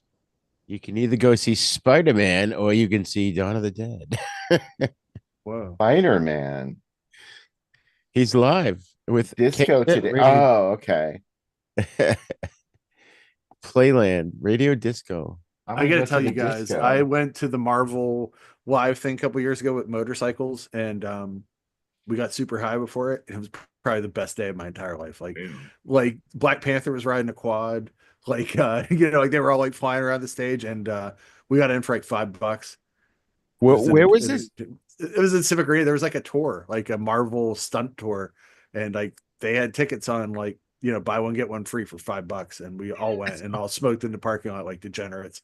We were the only adults, not with children, in the entire theater. And when Wolverine came out on his motorcycle, I lost my mind. I was just like screaming. I started crying. I was like, "Oh, Wolverine!" Yeah, it was great. It was so good. Like there's like a whole storyline in it, and Hydra was in it. I was like, I like instantly regressed to being a child. Like if Nick Fury had been in it, I probably wouldn't have just died there. It was great. Is that something that's touring around? It was a couple years ago, but not anymore. And I came back with like Tide coupons, so my wife was super happy. She's like, "Wow, like free Tide Pods," and I was like, "Yeah." I took a lot of these. Oh, look at this! Huh? Isn't that amazing? It is. Now, Man. I saw Battlestar Galactica. I'd seen it on TV. So when we went to Yeah. the movies and watched it, I'm like, wait a minute, I've seen this. And I didn't get the whole that it was being theatrically released. You know what I mean? Oh I yeah, was, what year was this? 77. So I was like seven, yeah. eight. This would And have been oh, this is 79. 79. Yeah. All right. So I was 9. But the thing is, when we went to see it, I think we saw it in Boston, and there was a guy dressed up as a Cylon there, but he didn't talk, which I was like, oh, really? But this Oh, kid kept kicking him, going, tin head, tin head, tin head. oh no, you So don't we didn't fuck with think anything Cylons. of it. So my mother and father and I went into the theater and sat down. And back then it was where there was a center aisle and the seats were on either side. So we went down and we sat over, I guess, on the left. And all of a sudden I hear boom, boom, boom, the kid flying down the aisle. Then boom, boom, boom, right after him, the Cylon chasing him. Oh man.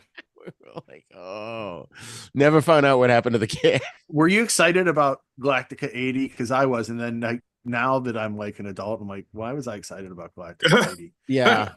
I think even like by the last episode, I was like, wait a minute, I don't think I should be liking this. They brought Starbuck back, and I was like, oh, finally, this show's gonna be good. And like, wrong, canceled.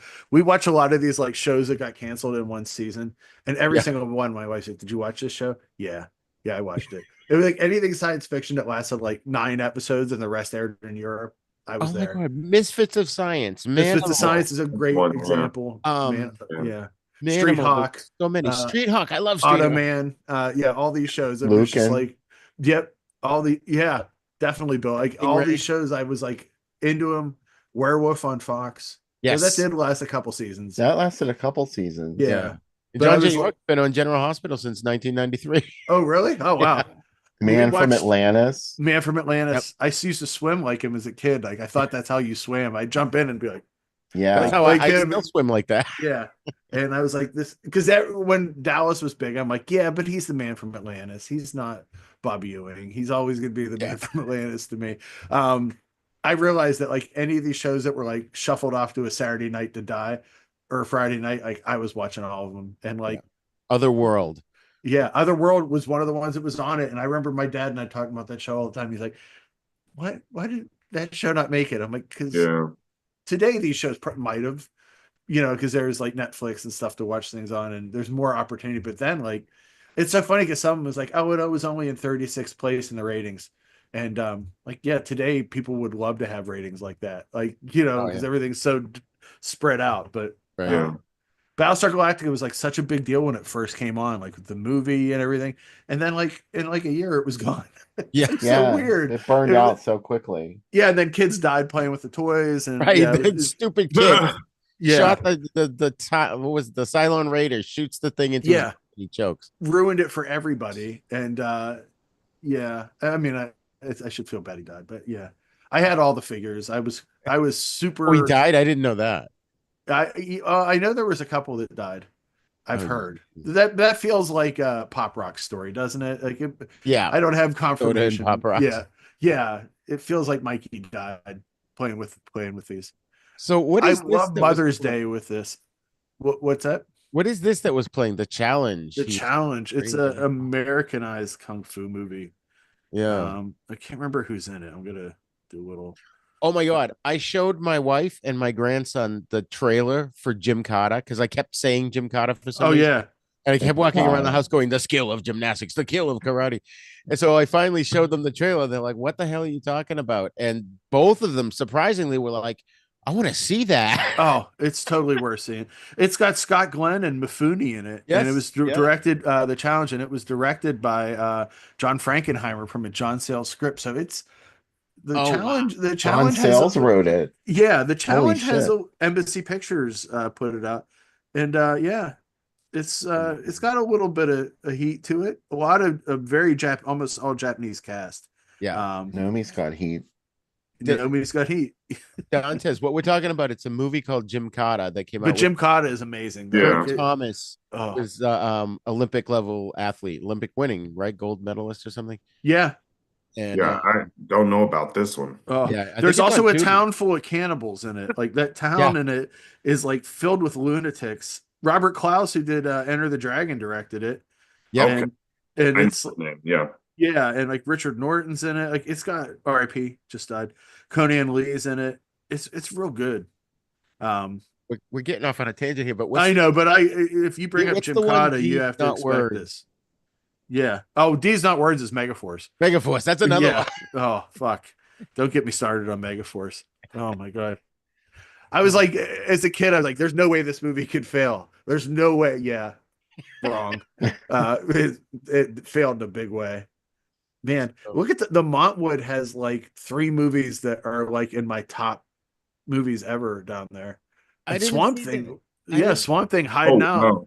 Yeah. I just heard a rumor actually that they're getting ready to reboot Swamp Thing. Oh Actually, man. They do it right. They've done it quite a few times over the last They few had years. that series a little bit ago, and it was like there a only series? It was yeah, really and only good. Yeah. yeah. What? I missed Another that. short-lived one. What was it, like 5 episodes? Oh, Yeah. shit. And I was What? all excited, and then I was like, oh, Where that's is it. this? Where is it? Was that HBO maybe? Was it HBO? I think It HBO took it in, yeah, with all the DC yeah, stuff. yeah. All right, what else do we have here? Okay, this is what was playing in Queens. You got Dr. Detroit, Blue Thunder, Oh, Creep Show. Oh, look, it's the notorious R-rated Dawn of the Dead. Yeah. That was extremely There's controversial. Creep Show. Was it cut? yeah. Yeah, it was actually an edited version of Dawn of the Dead. It was actually R-rated because it was made to play on a double bill with Creepshow. And I think it was only ever screened once. And the audience reacted so violently that they just stopped showing it. And they replaced it with the uncut version. Oh my God. Yeah, this is from 83. Yeah.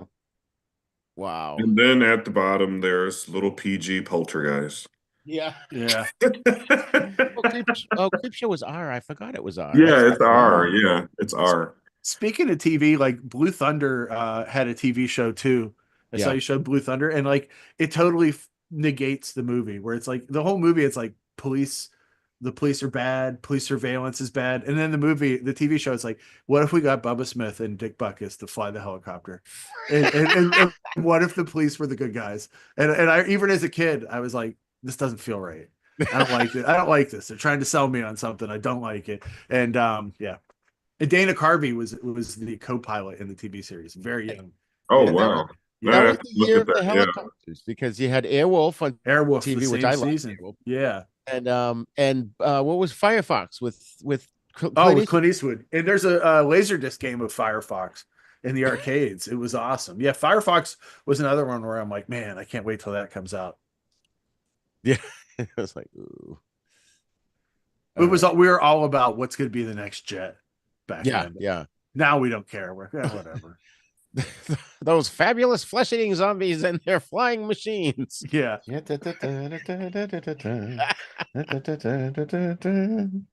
Blood, gore, social satire, and a few good laughs.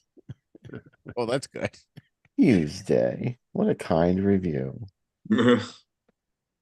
Oh my God. What must a person like back then, like a real hardcore, like religious nutty who doesn't want to, this would horrify them. And then it says blood, gore, social satire, and a few good laughs. Like, how do they respond to that? They weren't ready for it.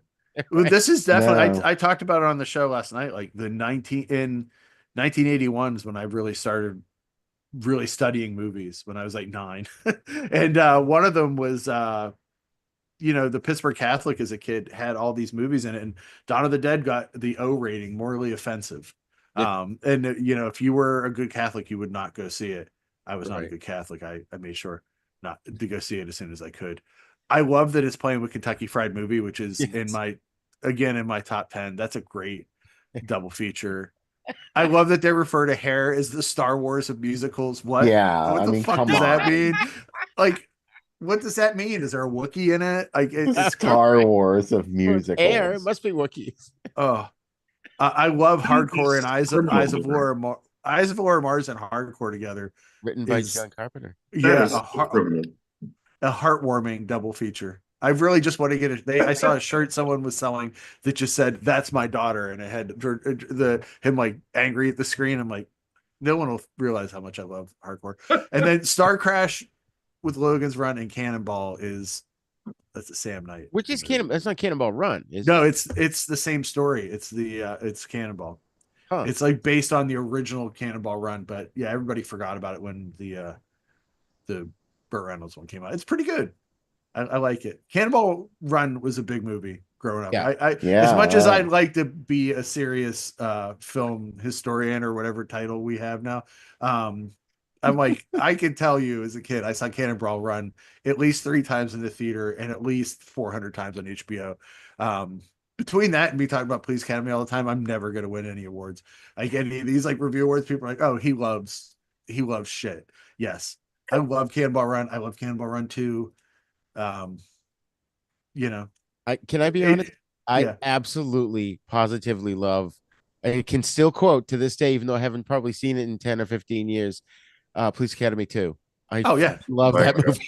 I haven't yeah. seen that in like, oh my God. I spent $30 to get the last one, the Russia one, because it wasn't available on DVD for the longest time, and now it's at Walmart for like $4. And I was like, what an asshole! Why would I do that? I can also tell you that I love Cannonball Run because Tara Buckman from Night Killers in it. Bill knew I had to bring up Night Killer, but Tara Buckman she drives the car with Adrian Barbeau.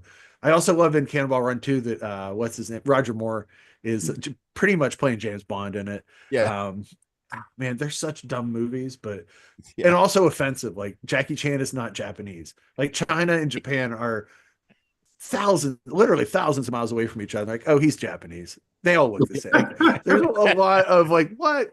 That's the least of the problems in that movie. But you know what? Like, I'm so like, if it came out today, I would be like, we can't have movies like this. But if it came out in like 1982 or 83, I'm like, oh, what a heartwarming film. I love it. Like, I totally gloss over the problems in the same way that I gloss over the problems of every Death Wish movie. It's completely not my politics at all. But as soon as a Death Wish movie starts, I'm like, yes. And I'm like, what is wrong with me? So yeah, anyway, there's a deep dive into my I was insanity. just watching one, shit, now I can't remember the name. Uh, I forget. I'll have to look it up, but it was a vigilante film that I really enjoyed. Vigilante? No, it wasn't vigilante. No, with Robert Oh, Ford. okay. No, Oh, it was yeah. more of a revenge film. It was this chick and her sister. I can almost see the title in it. Kin Shriner's in it, and Lipstick? no, and Oh. her sister ends up getting like raped, and I don't remember if she gets killed or not. And then so the older sister is a stunt woman, and she decides to take the law into her own Oh, hands and go well, after the you guy. sound like you're describing a movie that I would want to watch, so I'm gonna Yes, look this up. it's on my to be list. I'll look it up in I'm trying to get more people to watch Lipstick because I like the idea that the bad guy in it is like a synth artist and his music is insane. Like he has the craziest music. I can't even describe. Like nobody when this came out in 1975 or 76, nobody was playing music like this. It sounds like a Japanese noise band, and it's like what? Oh my God. That movie's crazy. I can't believe it played regular TV. It played Chiller Theater. And it's something that I'm obsessed about. That like people were expecting to see like a horror movie on Chiller Theater and got Lipstick. And we're Yeah, probably like, what the fuck am I it's really watching? weird. Yeah. Oh, Vendetta. Vendetta. Okay, I have seen that. It's That's the good. name of it, Vendetta. Yeah, with Karen Chase is Oh, Cindy Martin and Ken Shriner. Yeah, so that's what I've been watching lately. I can only watch so much and then I fall asleep because I'm up early every day. But all right, so next up we've got the base center. We got a little Dawn of the Dead there. Superman kind of poking its head back in a year Dun, dun, later. dun. 1969.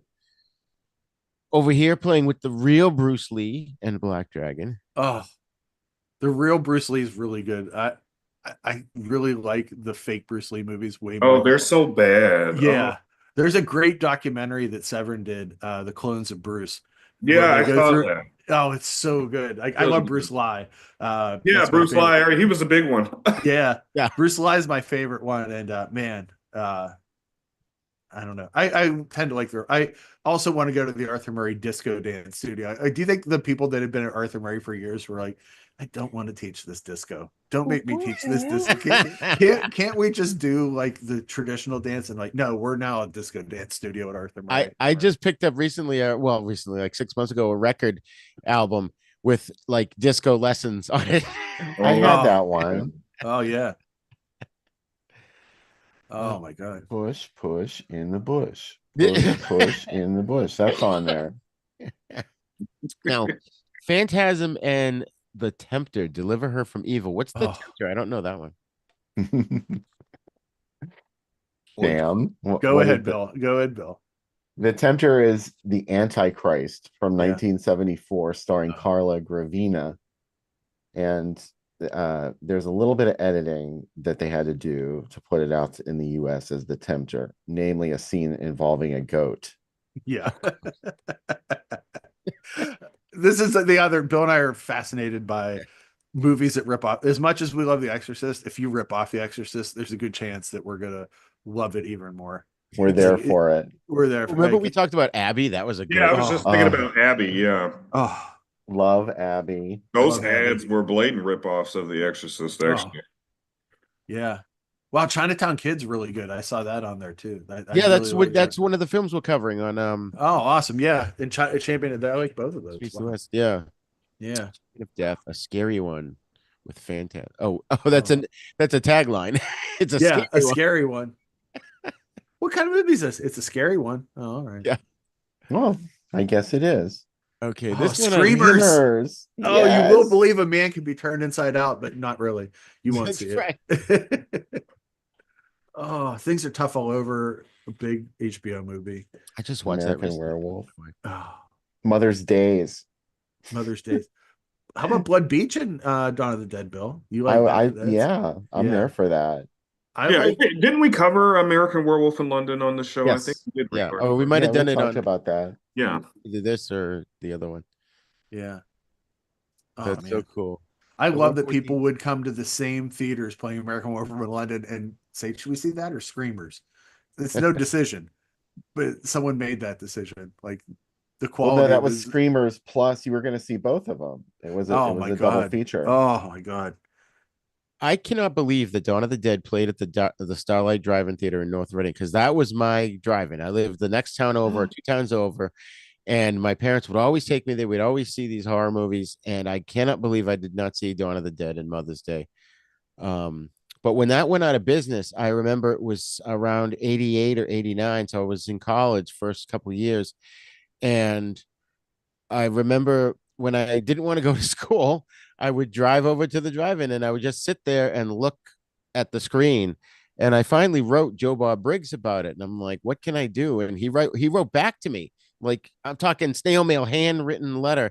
And he's like, what you gotta do is you gotta get yourself some investors. And he had some awesome ideas that I never followed up on. I ended up meeting him back in 2011 at the Horror Hound convention, and I apologize. So I'm like, you probably don't remember, but you sent me this letter, and I never followed your advice. He's like, it's okay, son.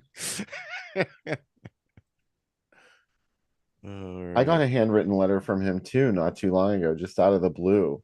Really? And, well, I send him every issue of Drive-In Asylum. Ever since I got his address, he was in number 14.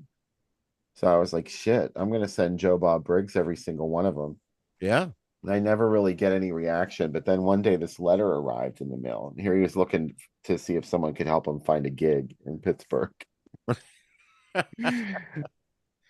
That's awesome that he snail mailed it, though. That's so cool. Handwritten. Yeah. The paper that this was in, it's the Los Angeles Times.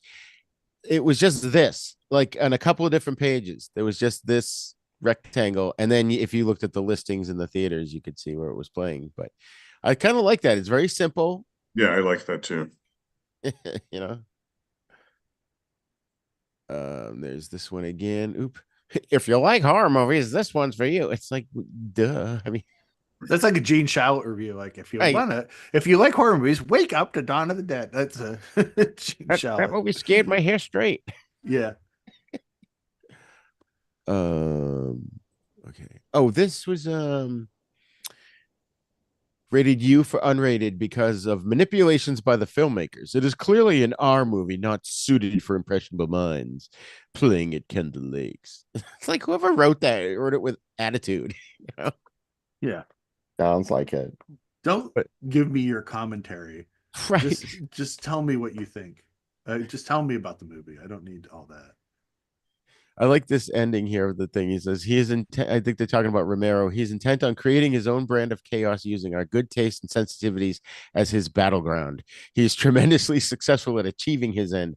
If you can walk out of Dawn of the Dead with your stomach unperturbed and your eyes unglazed from revulsion, it's time you went home and started worrying about yourself. Aw. See, now I feel bad. Oops. There we go. Prophecy, another movie I saw in the theater. That was scary. And King. Oh, Oh, that's King. Miami, I think. Oh yeah, there it is. Miami news. Oh yeah. Bruce Lee, Game of Death. oh, Yeah, look at love that. it. Oh, Prophecy Bear. Prophecy. That Oh, movie scared the the shit out Apple of me. Dumpling Gang. No, I don't want to see that.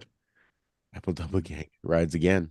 I saw that at the drive-in. I definitely saw the Apple Dumpling Gang at the drive-in. That's awesome. I didn't see very many of those Disney movies in the theater. I Oh, think that's all we saw. Like it was like, Fun again. even as a kid, I'm like, these are intolerable. Oh, this one I just had to show you guys. Look at Frank Gorshin wanted at the Playboy Hotel and Casino. Oh, Dantes, he was the Riddler on Batman. Yeah, I thought his face looked familiar. This is be on the lookout for the following. This man is armed with comedy and is not afraid to use it. he will kill you with comedy. Oh, Frank Gorshin lives on. All right, now look at this. Why is it? Oh, it's not letting me shrink it down anymore. But how cool is that? The Creep Show with Dawn of the Dead over here, and then Double Is that a Drag. double feature? Yes, that is Oh, double that would feature. be a great, great, great night. Oh, I swear, if I just had like $4 million, I would open a chain of theaters that showed nothing but old horror movies Yeah, and would be open 24 hours. yeah.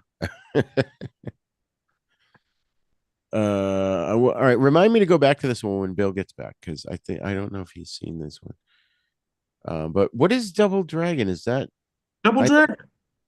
Oh, it's Double Dragon. You know Double Dragon. not the video game. Yeah. This is from 1983. But that's about that time though. I don't know, Sam. We do a little thinking. I know there's a Jackie Chan Double Dragon. Oh, there is that one too. Yeah, Double Dragon's from '84. It is about two brothers in a That's the magical. video game. Yeah, that is the video game. So yeah, that would well '94 the movie came out, so it's not that. No, this So is what is 83. this? Yeah, Double Dragon, 1983. I wonder what movie that is. It might be the Jackie Chan one. It has to be. I wonder if Yeah. it's in the Hong Kong movie database. I just can't get on. Yeah. Oh, there's that R-rated Dawn. Two terrifying Scream shows. Oh, okay. Yeah, I was wondering. I was waiting to see if you had seen this ad before. This is a nice one. Yeah, I've seen that. And like I said, I think they only actually played the R-rated cut once. Because nobody, I don't know, it's sort of legendary, and there's a lot of differing opinion about whether they actually ever showed it. But Yeah. they definitely hyped it. Well, it was playing here. I mean, Mm-hmm. How about 19 Aunt Peg Goes Hollywood? My eyes went right to that. Yeah. Aunt Peg. Mine went to Debbie Does Dallas. Yeah. Hi, Felicia. Right underneath purely physical. Okay. Oops. Oh, there we go. Dawn of the Dead and Creep Show again in Sanford. Wait, I live in Sanford. Oh, you had me at Mausoleum. Yeah. The Evil Dead. Did we talk about Mausoleum? I feel like that's one of those movies that I go, I don't remember if I've seen it. And then I watch it, go, oh, yeah, I have seen it. I've talked about Mausoleum so much, I forget who I've talked to. I've probably talked to you about it. Probably. And The Evil Dead, that is a great way to be for 99 cents. Come on, you can't go wrong. You can't beat that. You really can't. Oops, I keep doing that. Again, Creep Show is 2 words here. Like Flash Dance. Oh, and look in the bottom left corner here too. I love this with the way it looks. It's the same ad, I guess, as the Yeah. previous one. Let me see. Oh yeah, This is the big picture. yeah. Mausoleum. The Brood, and this is one of yours, Bill. Oh yeah, this was 1980 in the UK after it was reissued with The Brood, another really fucked up film. Yeah. Oh yeah, we haven't done that one yet. We'll have to do that. I don't think we have. We did a couple of Cronenbergs. We did like Yeah, we did Shivers. Rabid and Shivers. Yeah. Yeah, I wasn't on the show then. Yeah. That was before you got here. Yeah. Okay. And then yeah, look at that. Huh? That is amazing. Oliver Reed. I love Oliver Reed. Of course, this was the UK, so all the good stuff had been edited out of these movies. Yeah. Oh God. The video nasties. Yeah, when we get done with the ads, I want to get into like what versions we all watched because I have some opinions about the one I watched. Do you dare face the dawn and the day together at last? Mother's Day. See, I'm the so movies. proud of my boys. They never forget their mother. Oh, and that's the end. I don't have any more. Have you seen Mother's Day, Dantes? No. Oh my No. God, it's amazing. Yeah. It has an ending that will definitely surprise you. You'll be Yes. like, what? I got a list. If Oh, I have a list, I don't think I'm going to be able to watch them tonight, but Oh no. I'll have Doesn't to it on the bottom here? It looks like Dawn of Dead at Mother's. watch. All right. So I want to get my notes back and I will say what I was going to say, which was did I write it down? Oh yeah, I watched on YouTube. There were several different versions, so I picked the longest one, which was 2 hours and 34 minutes. So I watched the Dawn of the Dead Very complete long. because I've seen it so many times over the years, and I definitely noticed there was like a ton of extra stuff in here that they didn't need. Like there's scenes where they're going around. It was in the last third of the film where they're going around gathering food and stuff. And it just goes on, and they're gathering supplies and they're making meals. And it's like, okay, we get it. I like that part of the movie. I do too. I do too, because it does, it gets your imagination going. I think this movie definitely, on a creative level, took horror movies in a different direction too. It's like, wait, you can do that? You can like stories like that, and it's in settings like that. I don't think that. I think it's definitely broke other barriers besides the gore. Well, that's one of my favorite things about Dawn of the Dead is how I'm sorry, you wanted to talk about different versions on this segment, so maybe It's I'll fine. No, save no, no. that. Go ahead. It's sort of like it formed itself almost because Romero had access to the mall. And he sort of wrote the script around this idea that people could hide out in the mall. He met somebody that took him into the back part of Monroeville Mall and was showing him around at the areas behind there. And he was like, yeah, there's like a shelter in here. And Romero started thinking like about how people could survive some kind of catastrophe while living in there. And and he knew he could film there too because he had this connection. So he wrote the story to take place inside there. And by way of doing that, he made something truly remarkable because, I mean, it would cost so much money to make this movie today. Like if you filmed it on location in an actual shopping mall, there's a helicopter in it. These are all things that they had access to just because they knew people and because it was Pittsburgh. Right. They had someone that they knew that could get them a helicopter. So, and you couldn't make this kind of movie today, but he did it, and he did it outside of the studio system, and the movie became a huge hit.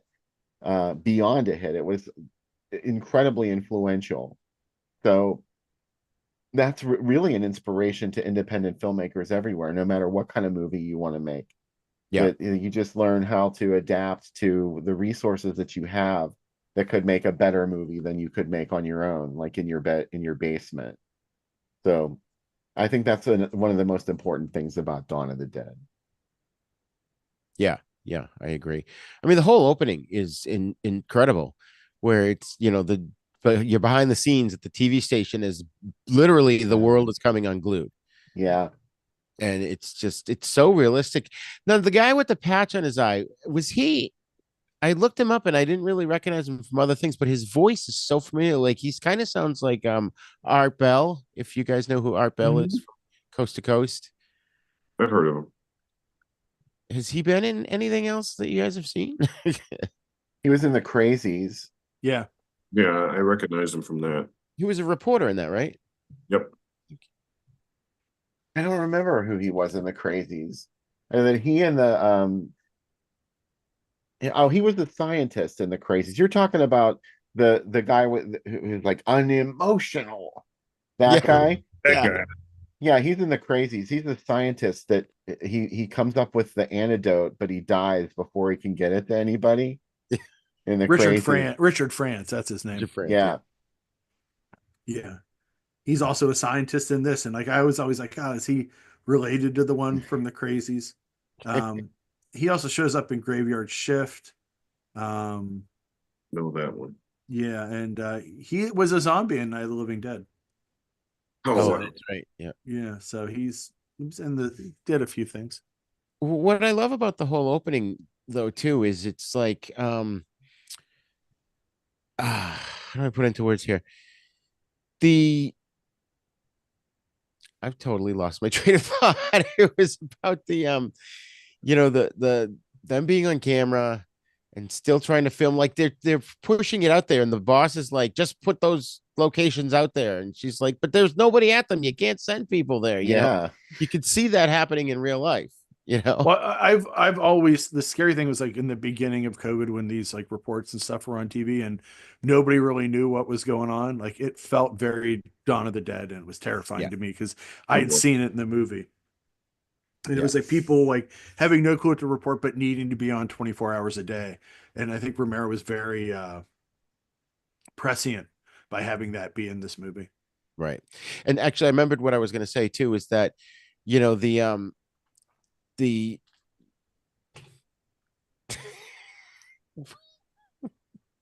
I'm losing my mind. It's the whole, I don't know. It'll come back to me again. I don't know what's wrong It's tonight. it's scary to see a TV station fall apart. Yeah. That's Yeah. supposed to be where all the people who know what's happening are. And at least, there's this idea in people's minds that, when you see your new TV news, that they're telling you something that is, fully Right. trust, you can totally trust them. And here they are just like grasping at things. Like now it's become an emergency situation. There's all sorts of frays that have started around the edges, like the camera isn't as steady, you can see. And when they're watching from the mall, the whole thing has completely devolved, and people are spinning the camera around the studio, and nothing's really in frame.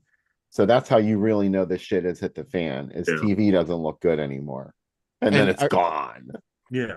Right. And I remembered what I was going to say now is that you couldn't make that movie today with the same opinions, because back then, when this was all unfolding in the reality of the movie, but also in our reality, we hadn't really seen anything like this before. So, nowadays you could explain, well, this is what's happening. The dead are coming back, and people have seen so many fantasy sci-fi horror movies that it's not an unheard of concept, even if it's hard to believe. Whereas back then, the way he portrays it is how it really would have been. The people could not possibly believe that these are their loved ones. We got to shoot them in the head. What are you, crazy? When you watch it now, it's kind of frustrating. Yeah, Like, the why are they people in so? the housing project were willing to die Yeah, because they didn't want to do that to their dead. yeah. I mean, the John Amplis as a Latino on the on the roof of the building. Guys, there's 1,000 pigs. Yeah, it was like that, but that moment, that's true. I never really think about that, and is how they were just so devoted. They couldn't accept this as the truth, Right. and who could blame them? It is it's an outlandish idea. Yeah. Let's see. Oh, and then of course you've got Tom Savini leading the gang of bikers. See, all right. So we were kind of talking about the different versions we saw. So, um, what was the one was it you, Sam, that mentioned the version that doesn't have the music in it, or was it Bill? Yeah, That's that's Sam. the zombie the European cut. ZOMBI. Right. And which one did you guys watch if you rewatched it this time? That's what I watched this one. So I actually have it playing in the background right now. So And what's the huge differences besides? it's very cut down. It's 118 minutes. Oh wow. Plus, So there's it's stuff in it that isn't in Romero's Mhm. version. Like Argento used things that Romero took out, so it is slightly. It's a different experience. Yeah, Hmm. And which one is that called? zombie. Zombie. Zombie. Okay, Because good. that's why a full cheese movie is zombie too. Right. Right. Yeah. I know. It's so funny. Okay. I watched a bootleg. I had this thing called the Extended Mall Hours. It was a Blu-ray that came out. I think I got it like a year ago. It just has every scrap of footage from Dawn of the Dead edited together, and it makes the movie really long. But I hadn't watched the Blu-ray the whole way through yet, so I did. They have it on Blu-ray? Wow. Well, it's a bootleg. Oh, Boot Ray. the boot-ray. Uh, Unofficial. just jumping out of the topic for a second here, we have another comment on YouTube, which our fan said the best double feature that I saw in the theater was Rocky 4 and Nightmare on Elm Street 2 when I was 8 years old. That's a Oh, good double feature. Yeah, that's amazing. yeah. Get to root for Rocky and be scared shitless. I I like the music at the end. And I think part of it is because they use that as the end theme to Robot Chicken, except it's chicken Yeah. talking differently. Yes. Yeah, I forgot about that. Yeah. And Bill, we didn't even bring up the Candy Lady voice, which we talk about all the time. It's Christine Forrest, Romero's wife at the time, giving that whole big spiel about if you have a sweet tooth. We talk Attention about shoppers. attention shoppers. Oh, really? You Yeah. have a sweet tooth. Have we got a deal for you? That's hilarious. You can totally tell it's her after you know it's her too. It's just she's talking in a very nasal voice. It's a Yeah. very Pittsburgh. Pittsburgh voice. It's a very Yinzer voice. Yeah. Now, on the one I watched towards the very end, one of the bikers, he gets his intestines yanked out. Was that in the theatrical cut here? Because I Yeah. always thought that that was a big thing in Day of the Dead, and I didn't remember it from Dawn. That was always in the movie here. Was it always in the movie? Okay. Yeah. I was getting myself confused. Yeah, the violence was the different cuts of the movie are never it's never the violence. Oh, It's okay. always like the incidental scenes. Right. Mhm. Yeah, I remember hearing too. Ken Foree was not too happy with the scene where he had to kill those little kid zombies. Yeah, it was probably really uncomfortable. Yeah. He was awesome. He showed up on General Hospital one time. Oh, really? Yeah. Oh man. Frisco Jones came back and he was his partner in the WSB and they were in the jungle fighting bad guys. I'm like, oh my God, that's Ken Foree. You know what I liked him in too was it Halloween? The Rob Halloween, Zombie yep. remake? Yeah, he was great in that. Yeah, he is good in that. So I watched the Dawn of the Dead, the complete cut, and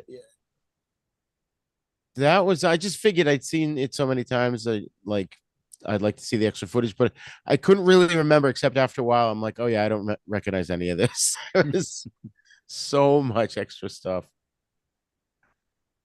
Oh yeah. Yeah, it's a bit Right. much. Is what? It's a bit much. Hey. Sometimes things there's a reason that somebody took it out. Yeah. And it's so crazy because now I actually want to go and like try and find the complete cut because the one that I watched was only 118 minutes. So, It's on YouTube. I just watched the complete cut. so okay, yeah, I was gonna say, Yeah, where can I it's out find there. that? There's like 3 different versions. There's like of all different lengths. So I just picked the longest one and went with it. Holy cow, I didn't even know that. All right, so let's give our final thoughts on Dawn of the Dead. Bill, you go first. Essential, iconic, any other superlative you can imagine. 10 out of 10 stars. Awesome. Dantes. I would give this film a 20 out of 20. And the reason why I'm giving it a 20 out of 20 is just because there's just something so unsettling about being in a place like that with maybe it's because we're like post-COVID, I don't know. But like there's just something so unsettling just about like being trapped like in a space like that, even though it's so open. It also makes me feel sort of like claustrophobic also too, because we start thinking about germs and sorry, I guess I'm COVIDing this. Sorry, y'all. Oh, Oh, COVID away.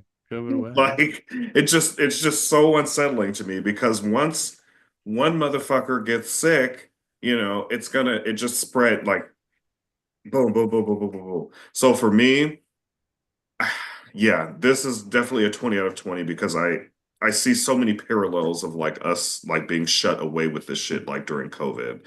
So but Sam. no, I'm being Oh, serious. Like I did not anticipate feeling like that going into this film. It just sort of created like this like hysteria. Like it just made me feel like uncertainty, and then in the middle of all the uncertainty, you have the territorial shit that goes on, sort of like what happened with COVID, right? The folks who have all of the money, they're beating on their chest like, no, so for me it was a 20 out of 20 just because I see the parallels between COVID. nice. Sam. Uh, I don't even know how high of a rating I can give this movie. I love it so much, and it's That's a good just thing. yeah, it's so perfect. I actually really love the Argento cut a lot. Maybe just because I like Godwin's music a lot in it, but and I love the original too. The thing is like it's on again right now. The SWAT scene in the beginning is so iconic that it shows up in Bruno Mattei's Hell of the Living Dead almost shot for shot. Like the Yeah. blueprint that is made in this movie was taken by some of my favorite Italian films. I mean, Nightmare City is very similar to this movie too. There's a lot that's taken from it. Dawn was a movie that was so influential that it built its own genre in Italy of like, and we still see Wow. it like in, we wouldn't have Walking Dead and zombies would not be, I think, what they are today without this movie. Like this is the zombie movie, even more than Night. I Really? gotta, yeah, I Think think so? I really Yeah. love this movie. Again, it can't be. Uh, it's like me, like if I had a child, like this would be one of them, and I'd be like, well, I have so many good things to say about him. Yeah, yeah, this is one of my favorites. I can't highly recommend it enough. It's just again, I think it's required viewing. I think there's a lot more gore in this than in Night of the Living Dead, Oh Definitely. yeah, but that's part of the charm, and if you don't like it, just cover your eyes. It's not that long. It's not. I have the Savini book of all how he did all the effects, and I would just study it as a kid. Oh, I love really? that if you freeze frame the head getting shot in the SWAT scene, you can see just a bunch of apples coming out of it because they literally took all the junk that was left over from lunch and just he said that's how you do it. You just pack it full of stuff. There's like a lot of condoms filled with blood, a lot of apples, just a lot of just whatever people had, you know, half eaten from craft services, and they just jammed it in that head and blew it up real good. And it looks, you don't realize that until you slow it down. This movie's not wasn't meant at the time to be slowed down frame by frame to see these things. But the SWAT scene's like a total action movie. There's like so many people getting shot and craziness, and Yeah. even like that scene in the basement with all the zombies covered in cloth, like that scene's in Oh, Zombie too. Yeah, it's Like, so yeah, so scary. yeah, yeah. And like I love that this gets into, well, what would it be like to versus like a lot of horror movies are just like, yeah, like they never consider like what's it like to be a normal person in this world. And this movie does such a great job of it, I think, of like this is what it would be like to be in the end of the world. Yeah. Better than almost any other movie I've seen. yeah, The TV, we talked about the TV studio scene, like that whole scene is just amazing. So yeah, yeah. I'm glad to revisit it. And thanks for having me on to talk about it because as you can tell, I can go off about this movie at any time. There's something really meta about it now too, because now the actual mall that it takes place in it's now becoming a dead mall. Yeah, Hmm. And that's kind of like what it was.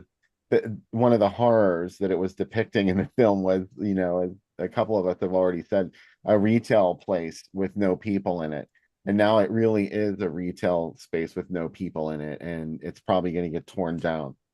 There's a there's a deep It's meaning I there. kind of lived it too because the first advertising job I had was in Station Square, which is like a big mall here in Pittsburgh. It used to be much bigger than Yeah. it Oh, is. that's creepy. Yeah. Yeah.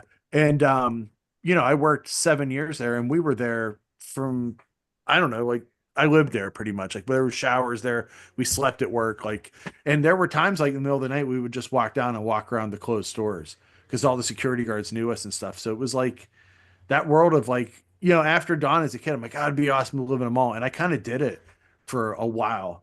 And Hmm. like it's not that fun because there's do you know what I mean? Unless you can get the supplies and stuff, but it's like, oh, I never left work for years. And so I guess I kind of got what I asked for. There used to be a place I went in, what was the Parkway Center Mall, Yeah. right across, right through the tunnels from Pittsburgh, and it started to fall apart, and like businesses were closing, but there was still a Kmart there and a couple other Yep. things. And I would go there and I would walk around there, and it was all quiet.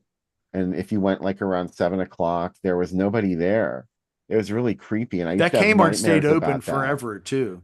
I used to have nightmares about that mall, like walking around and hearing creepy voices. Well, yeah, And it would I just like there was like a Muzak soundtrack playing in there, but it wasn't the other places like mhm, Eastland Mall, which was the first mall in Pittsburgh. That's where I trained to wrestle. Like I first wrestled out there, and like it was like a mall, but it had turned into a dirt mall. You know what I mean? Like where all that was there was like secondhand stores and just Yeah. whatever could fit in there. And it was weird because at one point this was the mall in Pittsburgh, and now it's just dead. It's gone now. It's been raised over. And like it's always weird to me that you're in these places like Century 3 is like that here now too. That was our biggest mall. It was the biggest mall in the US for a while. Now it's literally being knocked down and paved over. They've closed down all the roads around it. yeah, And it's like I always think like all this life existed within these places at one point. And now, like people met, people that they married, and like all these lives happened, and now it's all just this crater. It's so strange. It's like Bill said, these malls have become zombies themselves a lot of Yeah. times. Yeah. So weird. The ultimate irony. Yeah. Well, thank you guys for joining me tonight. This was absolutely a blast. So Dantes, where can the folks find you online? Facebook.com/Dantes Alexander me. Of course, music available on your favorite streaming platforms. Awesome. Awesome. Sam. B and S about movies. That's both the podcast and the website. Just throw a .com on it. And I'm on the show with Bill every week. This week, we're going to have a great double feature.